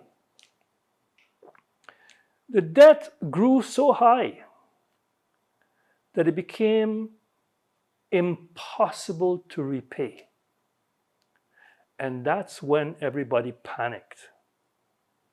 If you have debts, and from your normal activities, no matter what you do, you will not be able to repay those debts, then you go knocking on the doors of Holland, of the Netherlands. In the interim, like I was mentioning before, those things that we had a right to, the basic debts and services that we should get from a government, from the departments that were run by the central government, those services deteriorated to a laughable level, whether it was sports department, I mentioned the police before, I mentioned, or they were all of the central government departments in Sint Maarten simply did not function. So that created a lot of dissatisfaction here. And since the outlook was that we cannot repay these debts, the only solution was to knock on the doors of Holland. And that's when the discussion started. And the concern about the functioning of the Netherlands Antilles as a country, whether it had surpassed its usefulness and whether we should not be thinking of a different constitutional format. Again, reflecting on the timeline, I believe that 1995 was a turning point in the discussions about what do we want to be as Sint Maarten. Remain an island territory of the Netherlands Antilles, become a country within the Dutch kingdom, or even become independent, because those are usually the options that are offered. And I think that in looking at the period 1995, 1996, around that same time, for us, the focus at that time was the Hurricane Lewis and what it had done to Sint Maarten. But on a federal level, the finances of the Netherlands Antilles were severely under pressure. And with organizations such as the IMF, the Antillean government needed to embark on, as we call it, a structural adjustment program, so a SAP. And one of the things coming out of this structural adjustment program was there should be some kind of a tax that would yield a good amount of money for the coffers of the then Netherlands Antilles. What did you have? Turnover tax. You must remember, and if you do not, I will remind you of a statement that became very important. And on to the day of today, it is sometimes referred to. And that was, and it was in the context that I was just explaining, but that statement was, hurricane or no hurricane, Sint Maarten has to pay taxes. And so, on the political level, the discussion about the turnover tax, which was again a federally imposed tax, was about how can Sint Maarten turnover tax be different than the tax on Curaçao. And indeed, in the drafting of those laws, the Sint Maarten turnover tax got a different twist to it, because at the time we were saying, but with a turnover tax, you're going to affect negatively our duty-free status. So we had our 1994 referendum. Persons choose in the majority to remain part of the Netherlands Antilles. And then we had a hurricane, and we had what was happening on a federal level. So it's around that very time, actually, that on Sint Maarten, voices started to go up again for another constitutional referendum. And this puts me right into the path of preparing for another constitutional referendum on Sint Maarten that ultimately resulted to be the one on the 23rd of June, 2000. The restructuring of the Netherlands Antilles did not work. Fast forward now, I was again in government in the period of 1998, 1999, and I became leader of the party. Vance James had stepped down as leader. I became leader of the party, and I then decided to push the agenda for a new referendum because we needed to get out of the Netherlands Antilles. We could not continue being remotely governed by Curaçao that had a majority in the parliament, that had a majority in the Council of Ministers, and that's where the decisions were made. So we wanted out, we wanted to be like Aruba, we wanted what they called a separate status.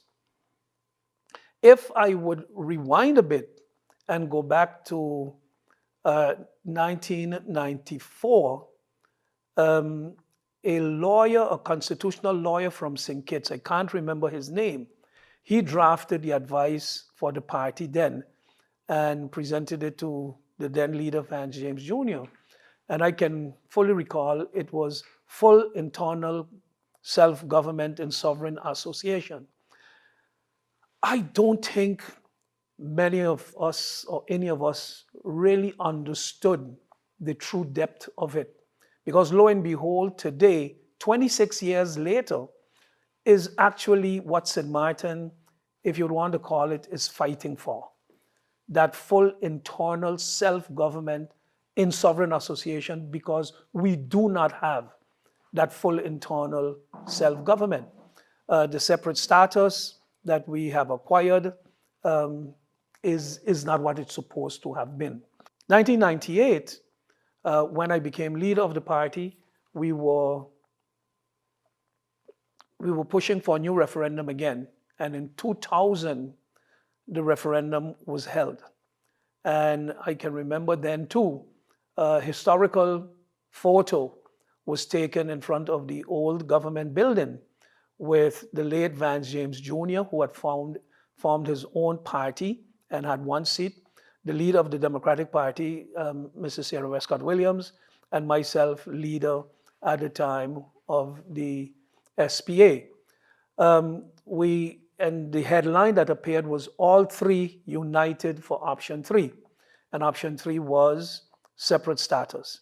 So the political leaders of St. Maarten at that time did not hold individual rallies. It was not a party campaign. It was a campaign for St. Maarten. And we convinced the majority of the people to vote to leave the Netherlands Antilles.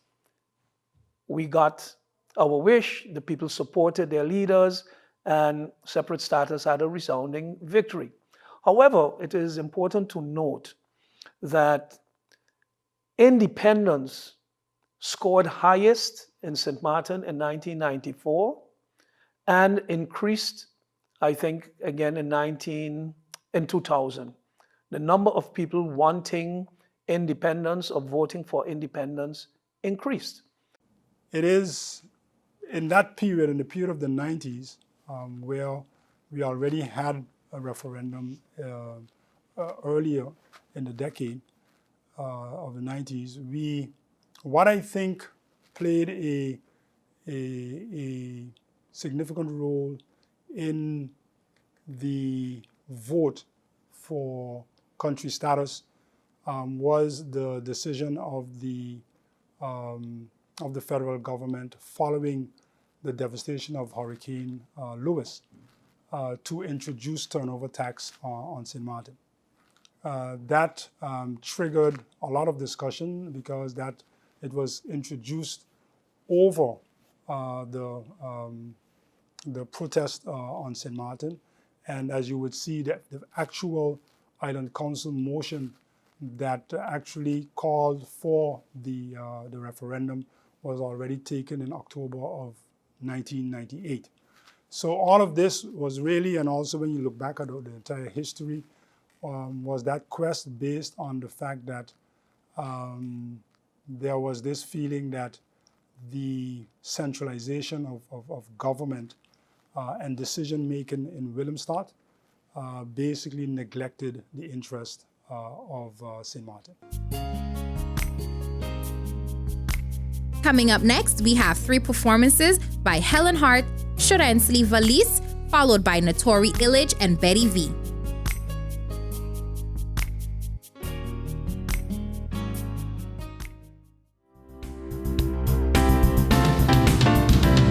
A disaster overpowering our lives, and yet many days of heartache and much pain. The light don't seem so bright to shine the way. The bitterness, intense resentfulness. Our days were counted, we were so afraid. The darkness fast to leave trailing the light. Our lives are not for us to dwell within. At break of day we found no more existence. Yes, we have overcome consternation.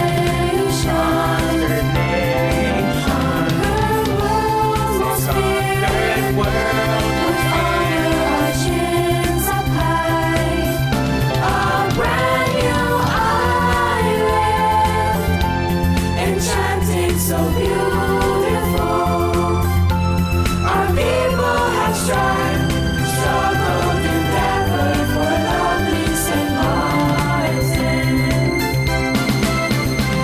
The fresh inventive sunshine warms our waters, the brightest white sand beach you've ever seen. The grass so green, our flowers sing delighted. A new hope born within each one of us. A bright new life we're looking forward to. A positive prediction we demand. Generations to develop from ancestors. To love, adore, admire, and respect. Yes, we have overcome consternation. Conquered world, most feared world.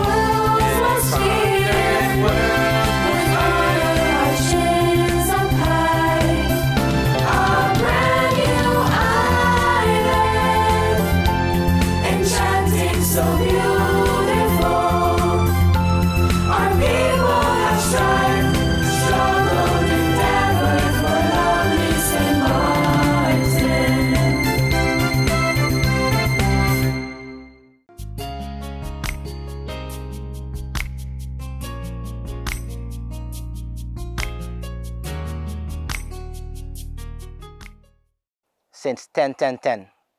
It feels like way back when. We chose that option, no more need to pretend, because independence was the eventual end. Since 10-10-10, I feel like it's been far too long. We've been looking at our economy oh so wrong. We held on to that one pillar oh so strong. And now it's gone, we don't know how to carry on. Since 10-10-10, I feel like St. Maarten is about to change. I feel the stirring of the revolutionary rain. I hear the rumbling of that Exodus strain. Unity, togetherness, oneness, one people, one St. Maarten is being chanted over and over again. Since 10-10-10, I feel that many of us think that this is the end. Well, my friend, our ancestors knew that this time would come, when the chains of our minds would corrode and the people would stand up for their homes. Even if this COVID is the new that we know, let the history books show that we made many mistakes, but from them we will grow as one since 10-10-10.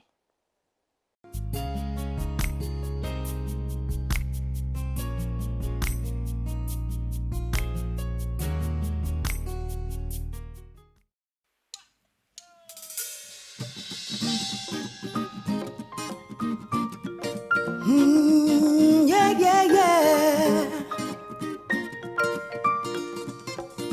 The birds are telling me a new song as the sunlight hits my eyes this morning. Oh, yeah.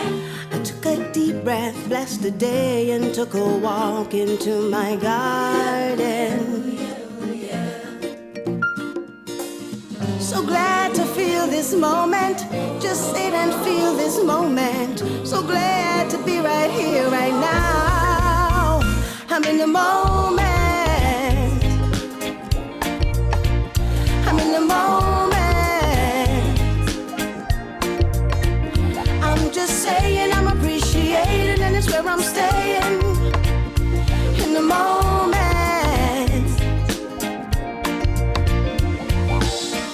Stormy Monday's not enough to turn my smile upside down. Me no care what them I say, gonna seize the day. So glad to feel this moment, just sit and feel this moment. So glad to be right here, right now, in the moment. I'm in the moment. I'm just saying I'm appreciating, and it's where I'm staying. In the moment. Life is for the living. We all got a part to play. Set yourself free. Just be in the moment. In the moment, yeah. I'm just saying I'm appreciated, and it's where I'm staying. In the moment. I'm in the moment. I'm in the moment. I'm just saying I'm appreciating, and it's where I'm staying. In the moment, the moment, the moment. Life is for the living.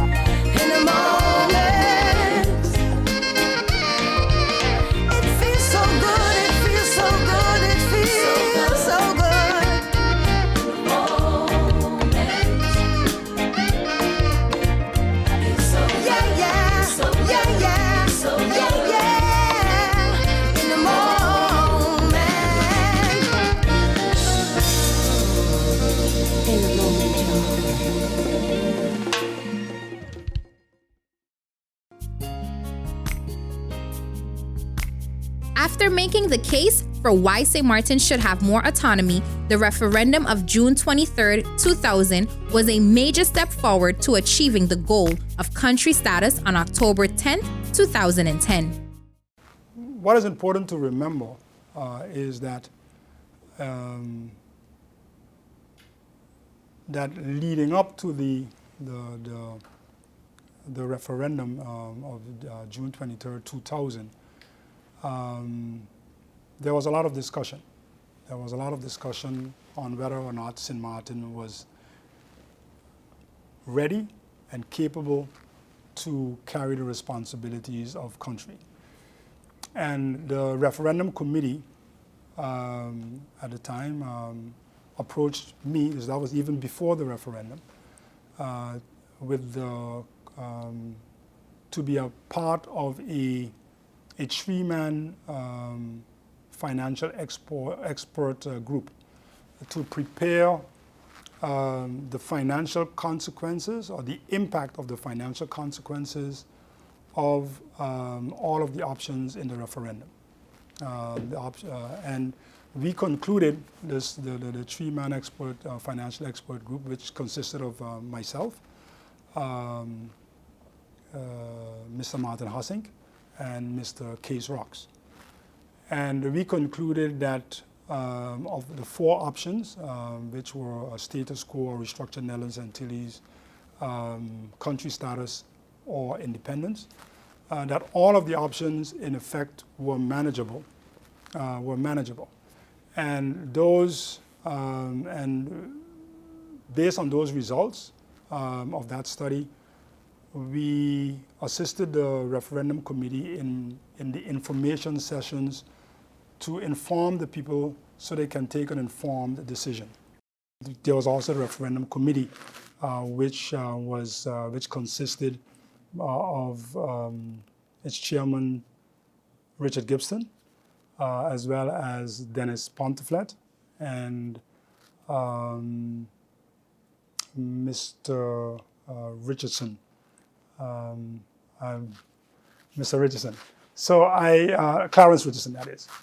So in that respect, the processes, looking at the processes that were put in place, the Island Council had taken a decision following the referendum in July of 2000, where the Island Council had, on the Sint Maarten level, because we had various levels, the Sint Maarten level, we had a permanent committee for constitutional affairs. We had a political steering group, and we had the work group for constitutional affairs. The permanent committee for constitutional affairs consisted of all 11 members of the Island Council at the time.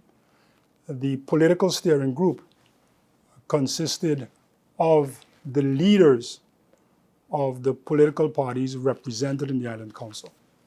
And over the 10-year period, you would see that the composition of that political steering group changed from 2000 until 2003. The composition was Sarah Westcott Williams as the leader of the Democratic Party, William Marlin as the leader of the National Alliance, and Mr. Vance James Jr., the late Vance James Jr., as the leader of the NPP at that time. And in 2003, following the Island Council elections, the composition changed, and the political leaders then became Ms. Westcott Williams as leader of the Democratic Party, William Marlin as the leader of the National Alliance, and Ms. Gracita Arundel as the leader of the PPA. And following the elections in 2007, the political steering group was comprised of William Marlin and Westcott Williams as the two parties that were in the Island Council. So with that, you have an idea of the political processes or structures that existed. But in addition to that, we had on the island level, the Sint Maarten level, we also had the Work Group of Constitutional Affairs. And the Work Group of Constitutional Affairs, which was appointed shortly after the referendum, was comprised of seven members, of which I was one of the members, and Roland Duncan was the first chairman of the Work Group Constitutional Affairs. Following his resignation, I was appointed as chairman in March of 2002, and other members on the work group were Joan de Valemate, who was the secretary to the work group, Gaston Bell, Gracita Arendel, Louis Duzonzon. All right, so, and Franklin Richards was briefly a member of the work group, and then he became lieutenant governor and left the work group. So those were the three, let's say the three.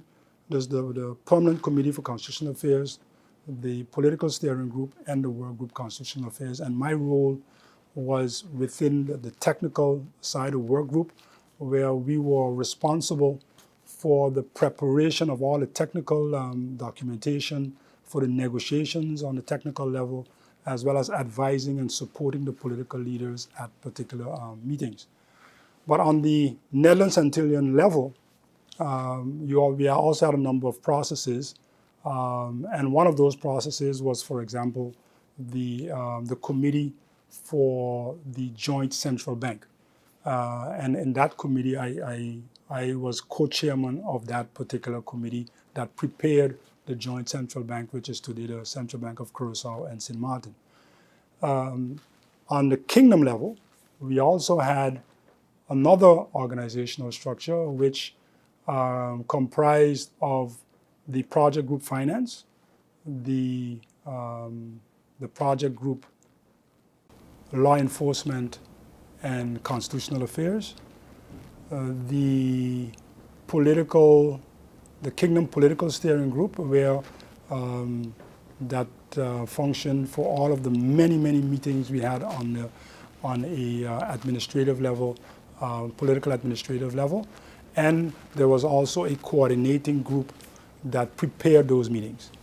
And I was, during that period, the chairman, or co-chairman, or I should say, rotating chairman of the project group finance, because what we had was that depending on which island or if the Netherlands that the meetings were held, that country chaired the meeting. And in the project group finance, I was assisted by Joan de Valemate,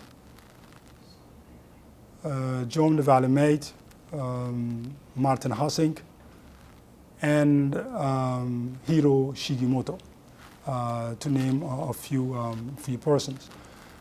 Dennis Richardson, on the other hand, was the chairman of the project group, at least the rotating chair of the project group on behalf of Sint Maarten for constitutional affairs and law enforcement. And I often assisted him in those meetings as well, where that is concerned.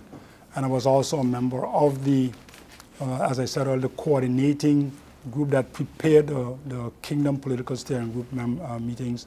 I was a member on behalf of Sint Maarten.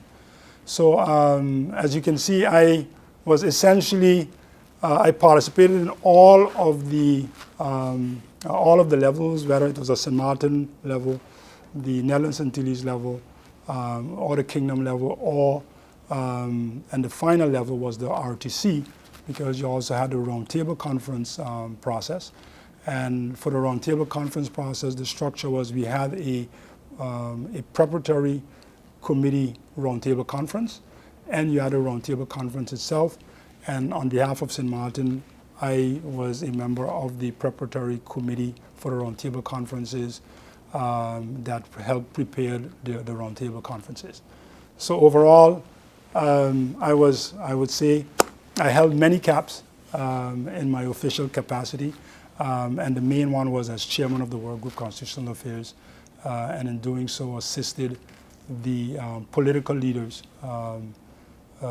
in the negotiations that were at times extremely tense. The reaction in Sint Maarten was more of pushing away Curaçao than pushing away the Netherlands, really. That if you really go back into the time, you would see that was really the big it wasn't said because you didn't want to insult your brother and sister in Curaçao, but that was the push. The other is that we could decide our own affairs, but that in fact wasn't really new for Sint Maarten.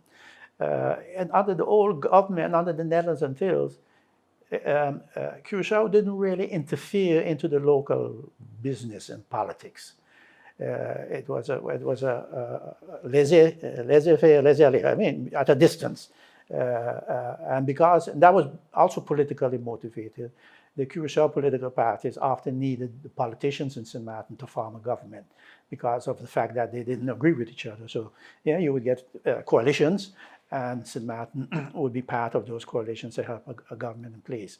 So Sint Maarten really, under the Netherlands Antilles, governed itself to a great degree. But there's more to governing of a country than helping the economy develop. In fact, with the development of the economy, other things come into play as well. Infrastructure needs to be put in place. Now, we didn't do bad with that either because we developed the airport, we developed the cruise harbor, the cruise ship harbor, and so we proved in certain areas we could handle it. We could handle the infrastructure, but there's more to governing than those aspects. Those are the hard parts of government, but the soft parts of government, social issues, medical issues, insurances, pensions. And sufficient income for people to live, dealing with crime, not only in the sense of locking people up, but in the sense of preventing it. Those are important challenges for our country, and we were still in a learning curve as far as that is concerned, and we still are, in my opinion. It was a time of preparation. It was a time of setting up the basics, the structure for us to assume our responsibilities and tasks once we left the constellation of the Netherlands Antilles. We gave lectures, we prepared booklets, and there were several servants who were so passionate about involving the civic community, community councils, the schools, where we gave lectures, churches.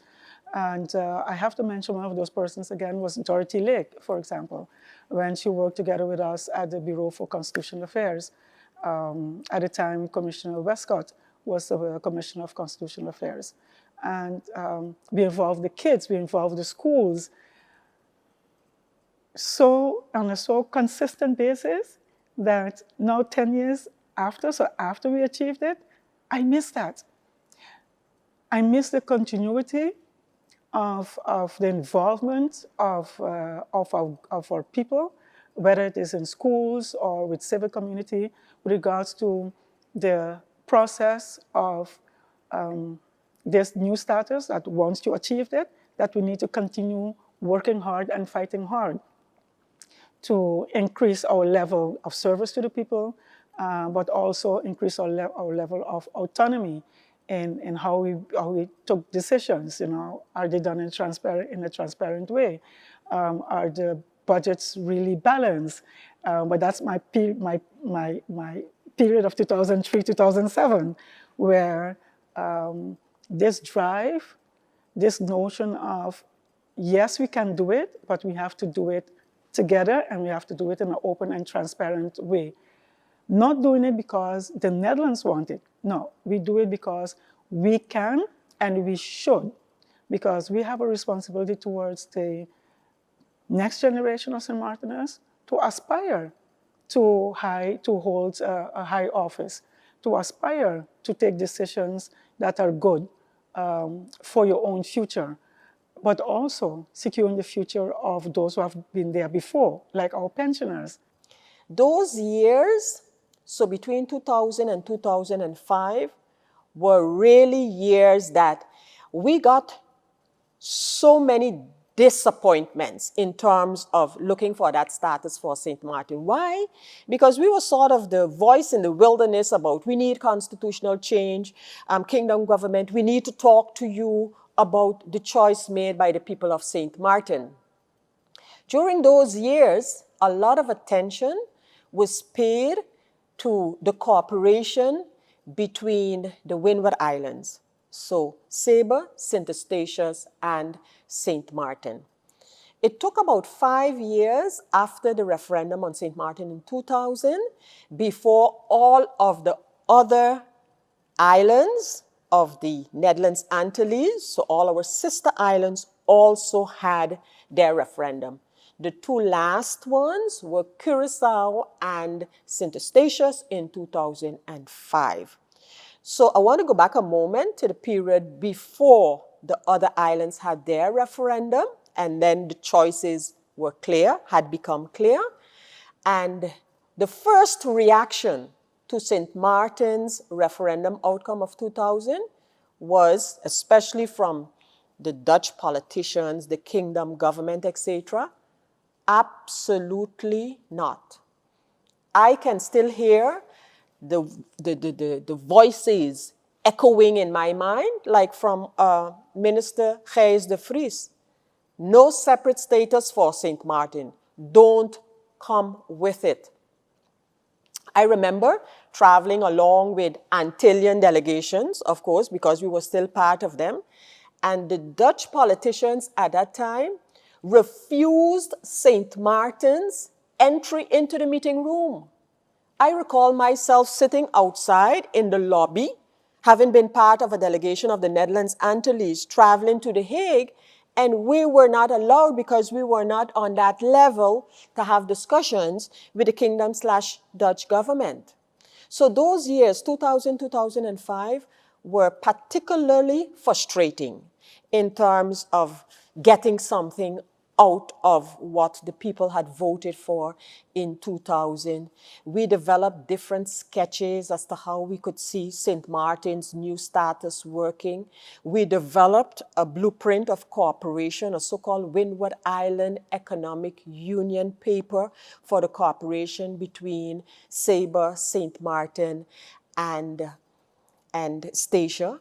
But that didn't get any kind of support because, again, the islands did not speak out on their constitutional future until the last ones in 2005. So as of 2005, the discussions now started in earnest because all the 5 islands had a mandate by or from their population to seek a new status. And so during that time, as I mentioned, I have been primarily serving in a government position, and thus as Commissioner of Constitutional Affairs, I was very, very much involved with the process of seeking the attainment of country status. The real key to getting everybody off first base was that everybody talked about, yes, we want to get out, yes, we want to step out in the Netherlands Antilles, and I'm talking, the dissatisfaction was everywhere. Even Curaçao. I should tell you that at that time, the contributions, financial contributions that Sint Maarten made to the Netherlands Antilles, net surpassed whatever the Netherlands Antilles paid here and was sufficient to cover the deficits of the budgets of Bonaire, Saba, and Statia together. So Curaçao, although they're saying they are, because one of their reasons and political things that they use in Curaçao is that we don't have any money in government because we spend all our money on the smaller islands, which was completely untrue and was shown. Sint Maarten actually was the one covering the budgets of Sabre, Statia, and Bonaire, and make a net contribution to central government. So although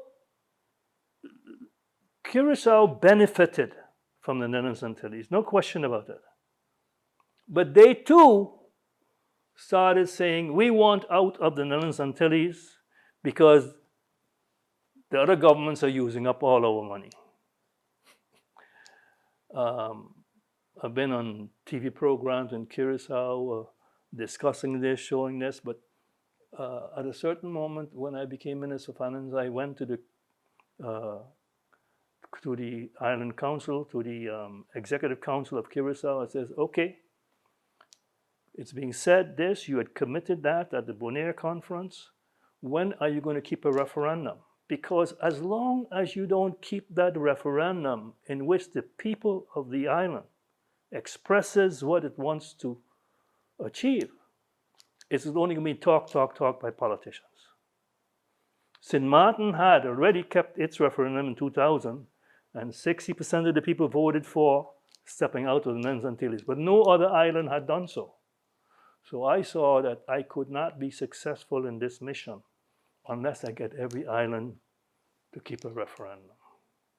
And so I succeeded in convincing Curacao to keep a referendum. And lo and behold, the people in Curacao voted to step out of the Netherlands Antilles. So did Bonaire. So did Sabre. I think the only island that voted to stay in the Netherlands Antilles is Sint Eustatius. But at any rate, once that basis had been struck, that each island had kept their referendum, actually it became a done deal. Because if the people say they want out, who are you as a politician say, no, you're not going to take them out? And that's what happened. That was the key to get the desire of the people of Sint Maarten with its referendum 2000 to get that realized, because after the other countries held their referendum, and it took me, believe it or not, approximately 30 conferences. And when I say 30 conferences, each conference, each island sent its delegation. And that delegation consists, Curacao used to come with members of government, members of parliament, members of unions. In each and every one of those meetings we held. Then in 2006, I was asked again to become Minister of Constitutional Affairs, Constitutional and Home Affairs.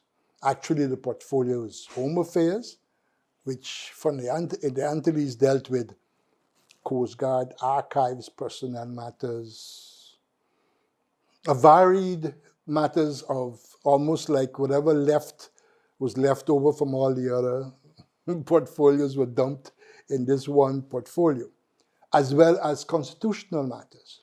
Because my major charge in 2006 became transfer, to the best of your ability, all that was in the Netherlands Antilles that was for Sint Maarten. So I was charged with transferring laws, with transferring goods, with seeing to it that real estate was booked properly, and the negotiations for the upcoming constitutional situation.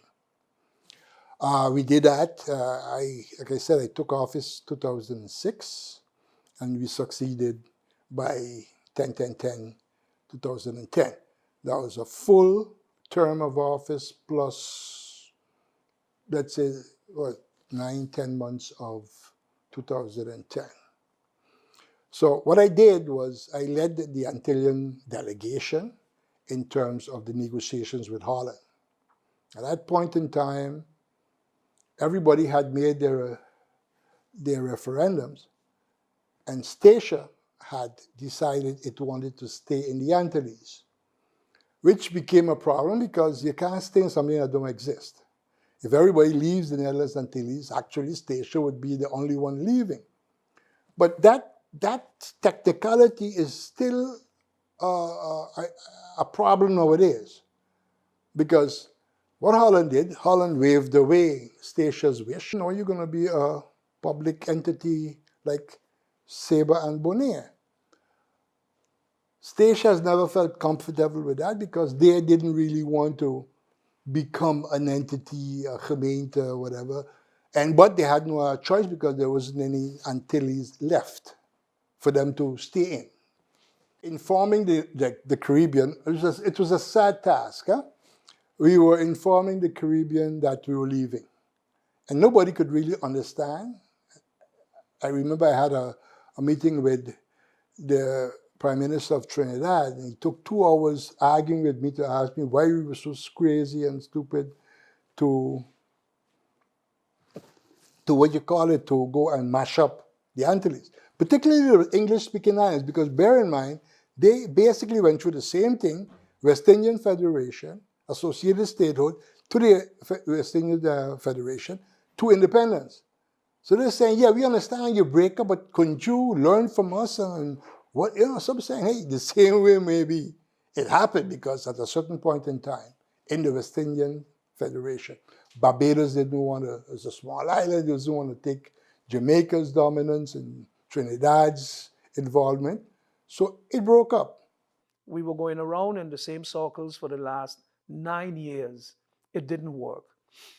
So I proposed we change direction, and I also agreed that let's pick a date, because if we don't pick a date, we would always find a reason to put it off. If you book a flight, you know I have to be at the airport on Wednesday.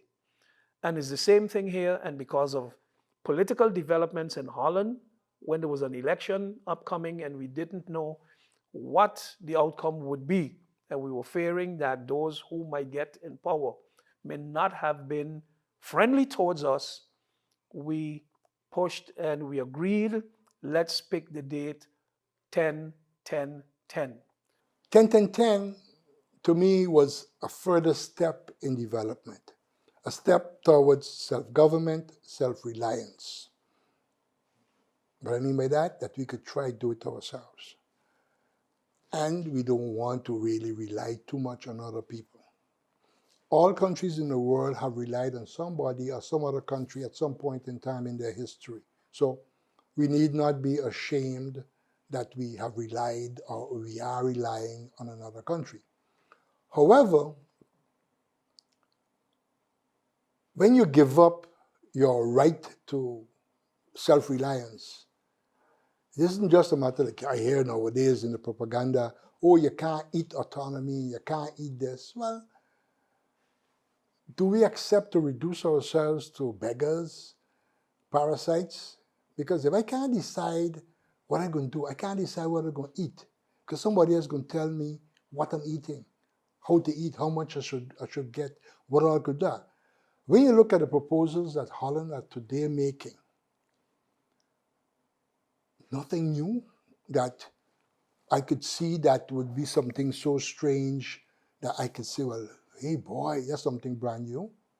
Then the question comes up, why can't I do it myself? You got an entity who's going to sell shares in our government-owned companies? We don't need a government entity for that. We can do that ourselves. One of the most critical steps that I took on behalf of my party at the time, was to establish the office of the Ombudsman. The Ombudsman office today is one of the high councils of state, so since 10-10-10. But before that, between 2003 and 2007, we worked extremely hard to introduce this institution to Sint Maarten. Only Curaçao had an ombudsman at the time. And they did, that office did a phenomenal work in terms of giving the people access to government when they felt wrong. Because before that, there was nothing. You had to go to courts and spend a lot of money with lawyers.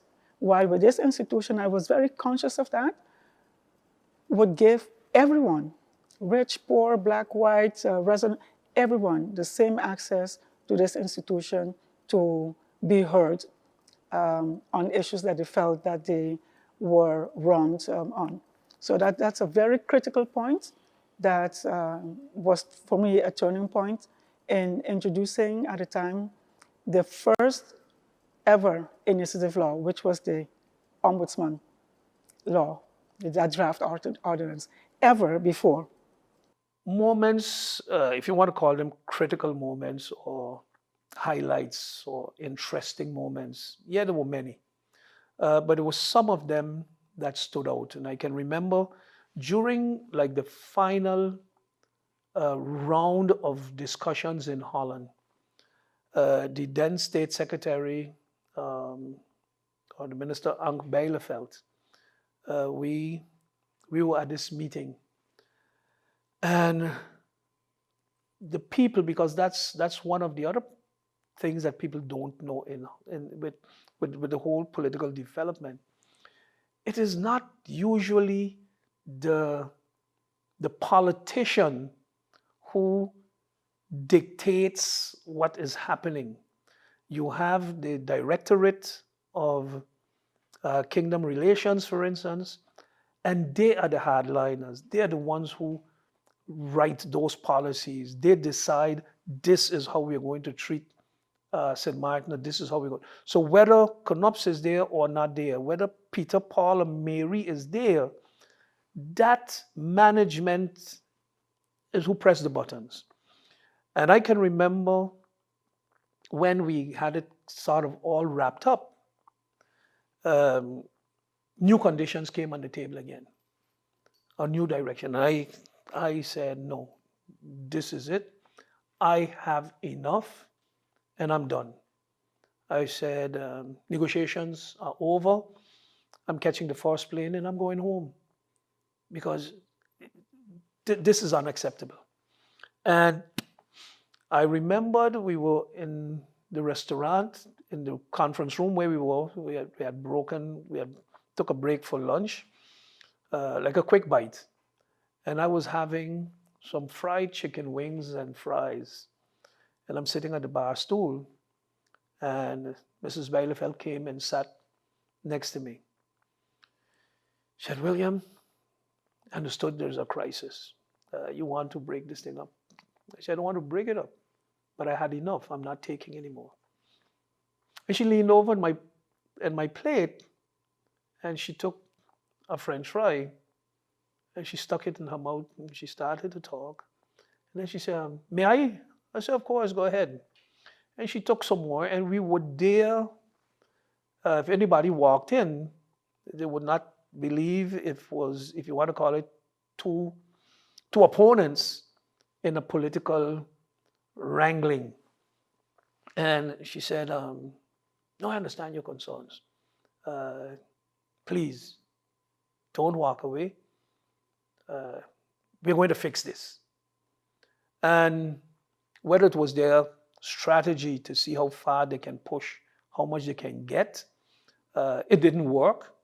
And if you want to call it that it was my reverse psychology to say I'm packing my bags, I had enough, if you want to call it that, then that worked. Let's say the Constitution of Sint Maarten. The Constitution of Sint Maarten, which we all know today, and you hear on radio a lot of debate and discussion about the Constitution. It was one of the first documents that we prepared en route to country status. I remember fondly presenting the first draft in my capacity as chairman of the work group of council, presenting the first draft to the political steering group at the time, comprised of Sarah Westcott Williams, William Marlin, and Vance James Jr. And the feeling within the community, hey, we are on our way to achieving country status. And that was in 2003. It will take 7 more years before we got there. But in the discussions on the Constitution, there were quite a bit of sessions locally where we had information sessions to the public. And in doing so, the many questions we received, but also within the work group of constitutional affairs, as well as the design group that drafted the Constitution. There was, for example, a question which was the question of adding in the Constitution a definition of who is a Sint Maartener. All right, that was a very significant discussion where that was concerned. You also had discussions on issues like, for example, at the Roundtable Conference, where you had a discussion on the introduction of constitutional review, which made basically all laws on Sint Maarten subject to the Constitution, that they are not allowed to be in conflict with the Constitution. And at the Roundtable Conference in December of 2008, the heavy debate between the Netherlands delegation and the Sint Maarten delegation, because within the Kingdom of the Netherlands, constitutional review is a new phenomenon, and Sint Maarten was coming with this new phenomenon, and the Netherlands was giving pushback. And again, there Sint Maarten persisted to ensure that today we have a constitutional court to be able to review laws against the Constitution. So the Constitution was quite an interesting document on its route towards its final preparation, finalization. And I remember the last meeting that Dennis Richardson, Robert Venix, and myself attended in The Hague to defend a number of, or to address a number of questions that the Kingdom Council of Ministers had with respect to the Constitution before giving their consent, and having that discussion within that technical group just before the discussions in the Kingdom Council of Ministers. So, and having realized and getting the Constitution finally approved, I think that was a major, or I should say a pivotal moment actually in the overall movement towards attaining country status. Coming up next, we have two performances by Tamara Groeneveld and the National Institute of Arts, NIA.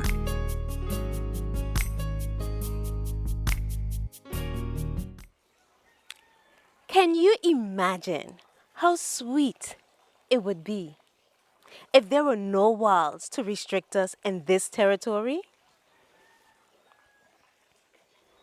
Can you imagine how sweet it would be if there were no walls to restrict us in this territory? We could implement new and innovative ways to boost our economy and not solely rely on tourism to feed our families.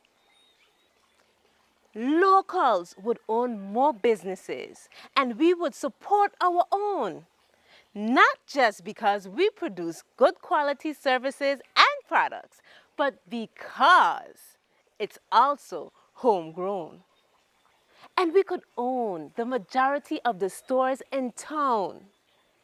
There would be fewer homeless people on the streets, and there would be no such thing as haters because we would greet everyone that we meet. And you could still pick cherries in Bishop Hill, Jungut, and Chevries. And everyone's backyard would reap provision and guava berries. We wouldn't be under an imposed scrutiny, but uniformly work together for the people to build this country. We would produce and export salt once more, and there would be no such thing as an embargo. Our people would be able to rise from the mental shackles of slavery. And like the Black Wall Street, we would have money circulate in our community. anguilla fishermen would be able to cross the waters, and on market Wednesdays and Saturdays, cash will be just as good as barter. We would be able to go to Coconut Grove and, of course, drink fresh coconut water, and wouldn't import all of our food. And, of course, farmers would have livestock to slaughter. We would embrace our cultural identity, wear our natural hair, and of course, modernize the folkloric wear. Our young would know our traditional recipes and remedies, and the elderly wouldn't die with all the valuable knowledge that was shared for many, many centuries. A world without walls and a Sint Maarten without borders, able to write her own destiny and not take directives from various world orders.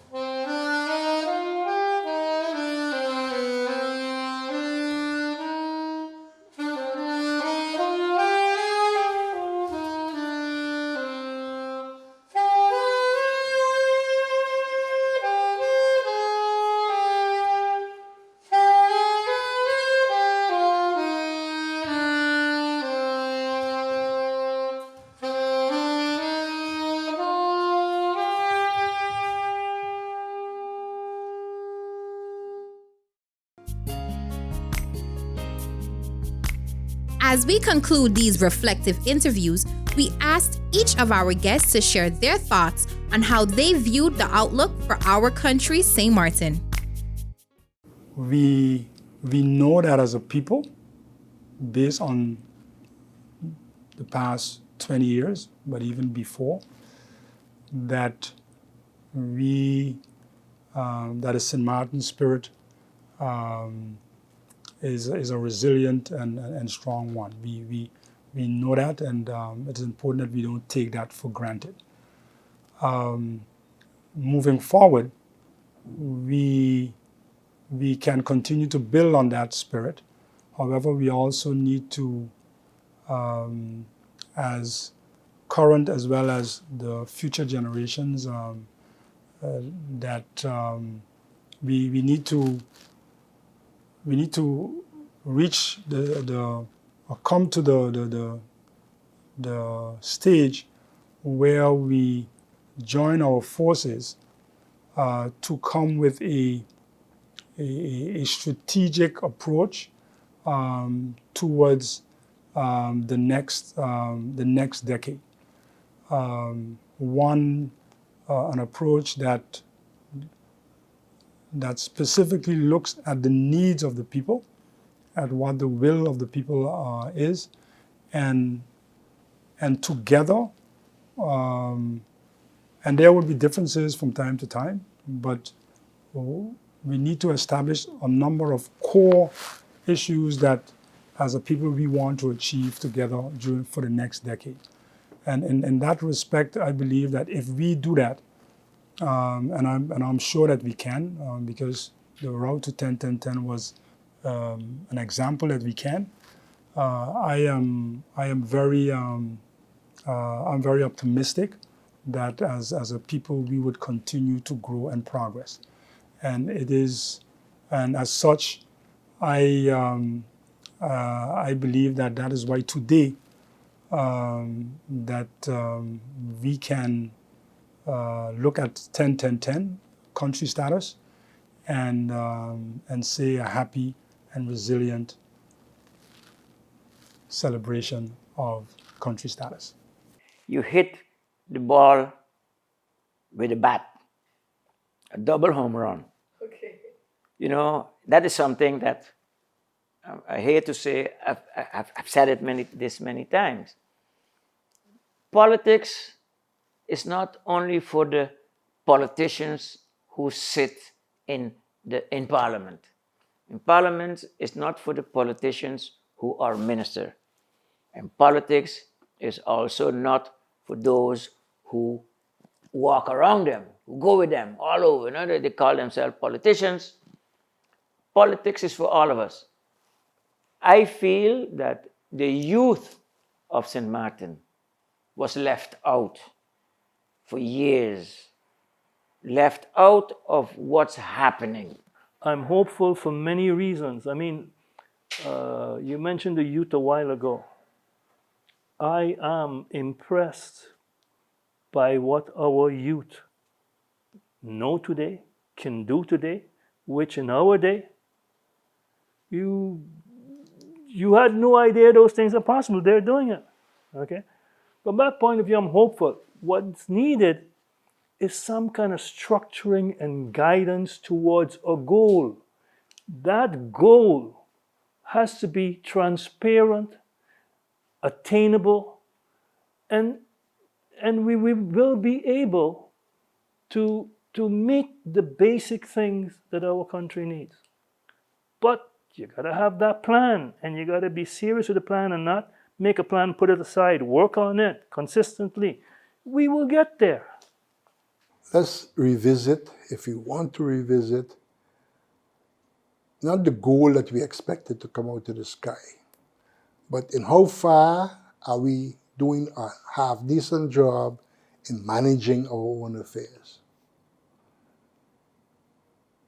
And push on for the next 20 years and see what are going to happen. Because time is going to go by. Just now it's going to be, boy, it's 20 years. The question is to the new generation, or the current generation, is what have you done for your further development?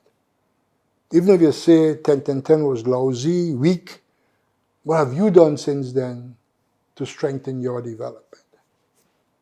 There's still many things that we were not able to accomplish in the way and time frame that we envisaged in October 2010. But if we recognize the setbacks with which we started and the unexpected events that have struck us since that time, hurricanes and the like, I am even more convinced of the resilience of a people who really want to make their country work and want to make it a better place for generations to come. I mentioned speaking truth to power, and I don't like to gloss over stuff. I would rather encourage our citizens to take stock of indeed where we are, and encourage our political leaders, our members of parliament, to work in the best interest of all of our citizens. So, no, it's not a happy period, because 10 years is just a speck in the entire spectrum of our history books.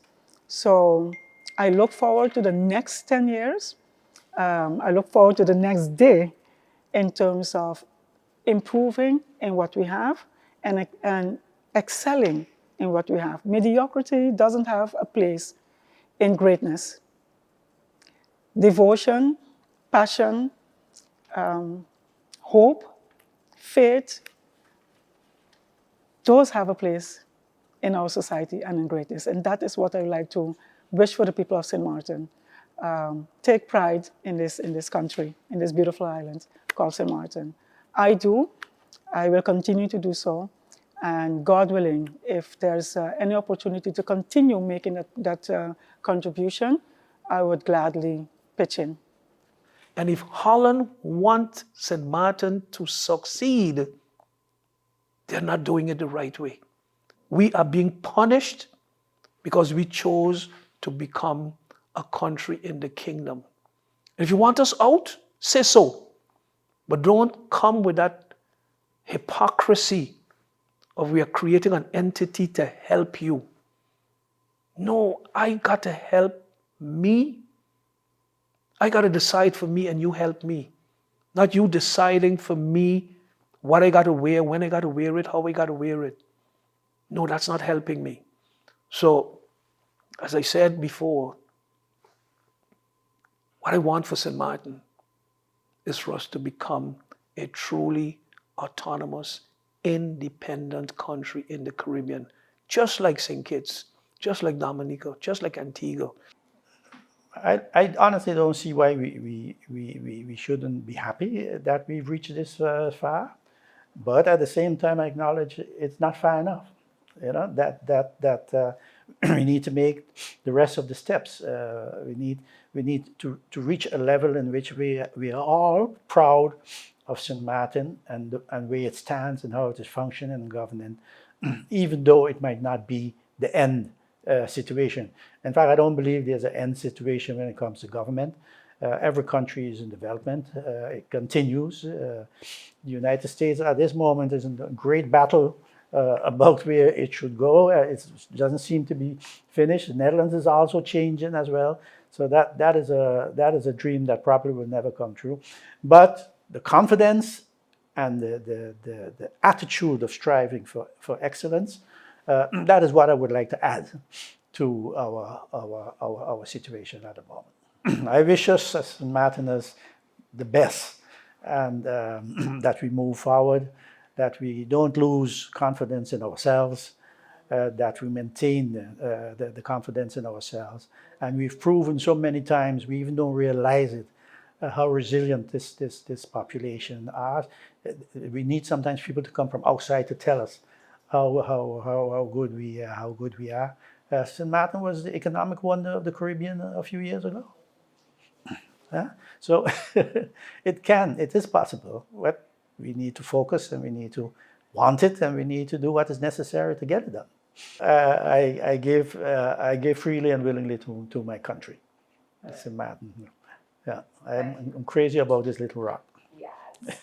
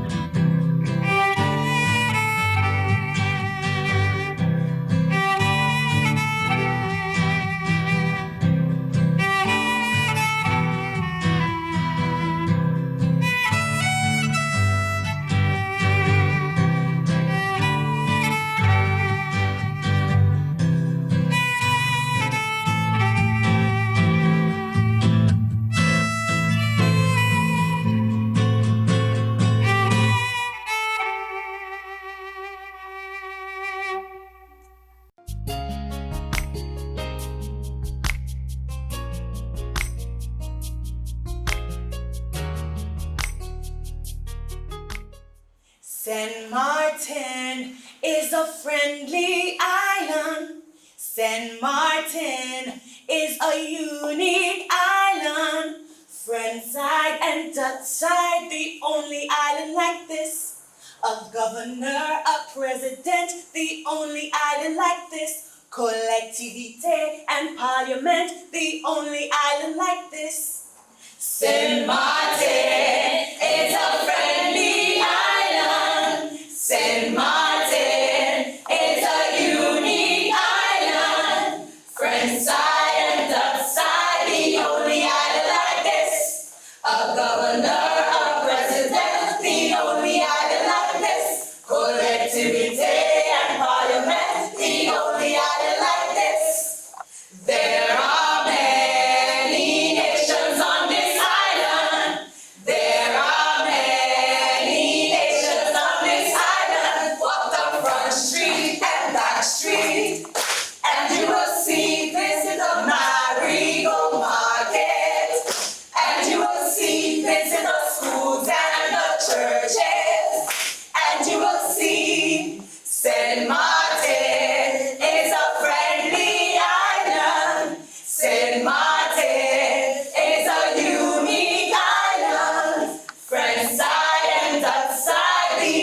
only island like this. A governor, a president, the only island like this. Collectivity and parliament, the only island like this. The only island like this. The only island like this. That's right, the only island like this.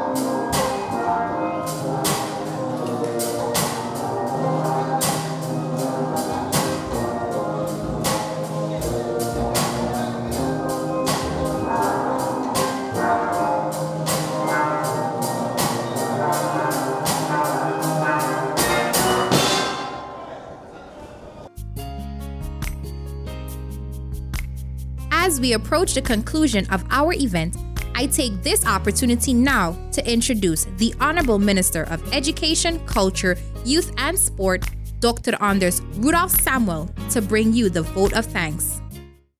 This journey of the wishes of the people of Sint Maarten began with the outcome of the referendum of 2000. The first date was set for July 2007. The second date was set for December 2008. The third date of October 10, 2010 could not be changed because the representatives of the people of Sint Maarten in the Parliament of the then Netherlands Antilles stood firm. As we celebrate our 10 years of learning to stand on our own feet and hoping one day to be as sovereign as we deem it to be, it is important to always remember that our status at any time in our development depends on the leaders chosen by the people. Being humble, grateful, and saying thanks indicate that we recognize, respect, and acknowledge the sacrifice of all. Those we know, those we don't know, those who have passed on, and those who are here with us today. A country belongs to a people. Codifying who those people are is simply the task of the legislator, a task that will solidify an indescribable pride that will grow from generation to generation. I salute those who are born under this new regulation, those who can say without any reservation, I born in Sint Maarten. You will be eligible to vote in the next 8 years. To the organizers of this event, much thanks to you. To those who have participated in this program, much thanks to you also. To the country Sint Maarten in the Kingdom of the Netherlands, congratulations on your 10th anniversary. May God continue to bless Sint Maarten and her people. I thank you.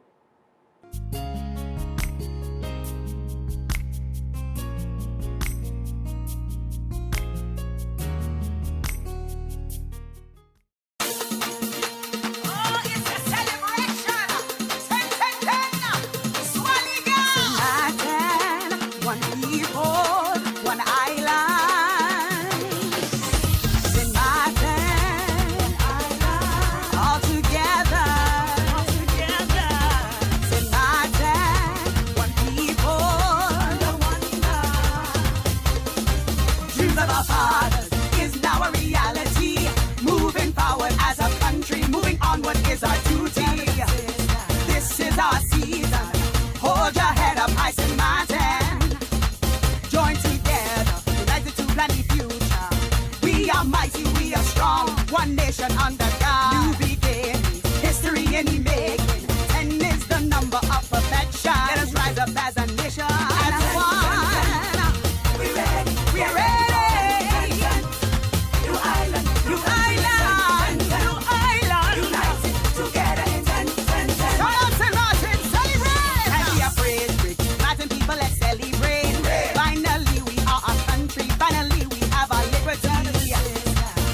Our season.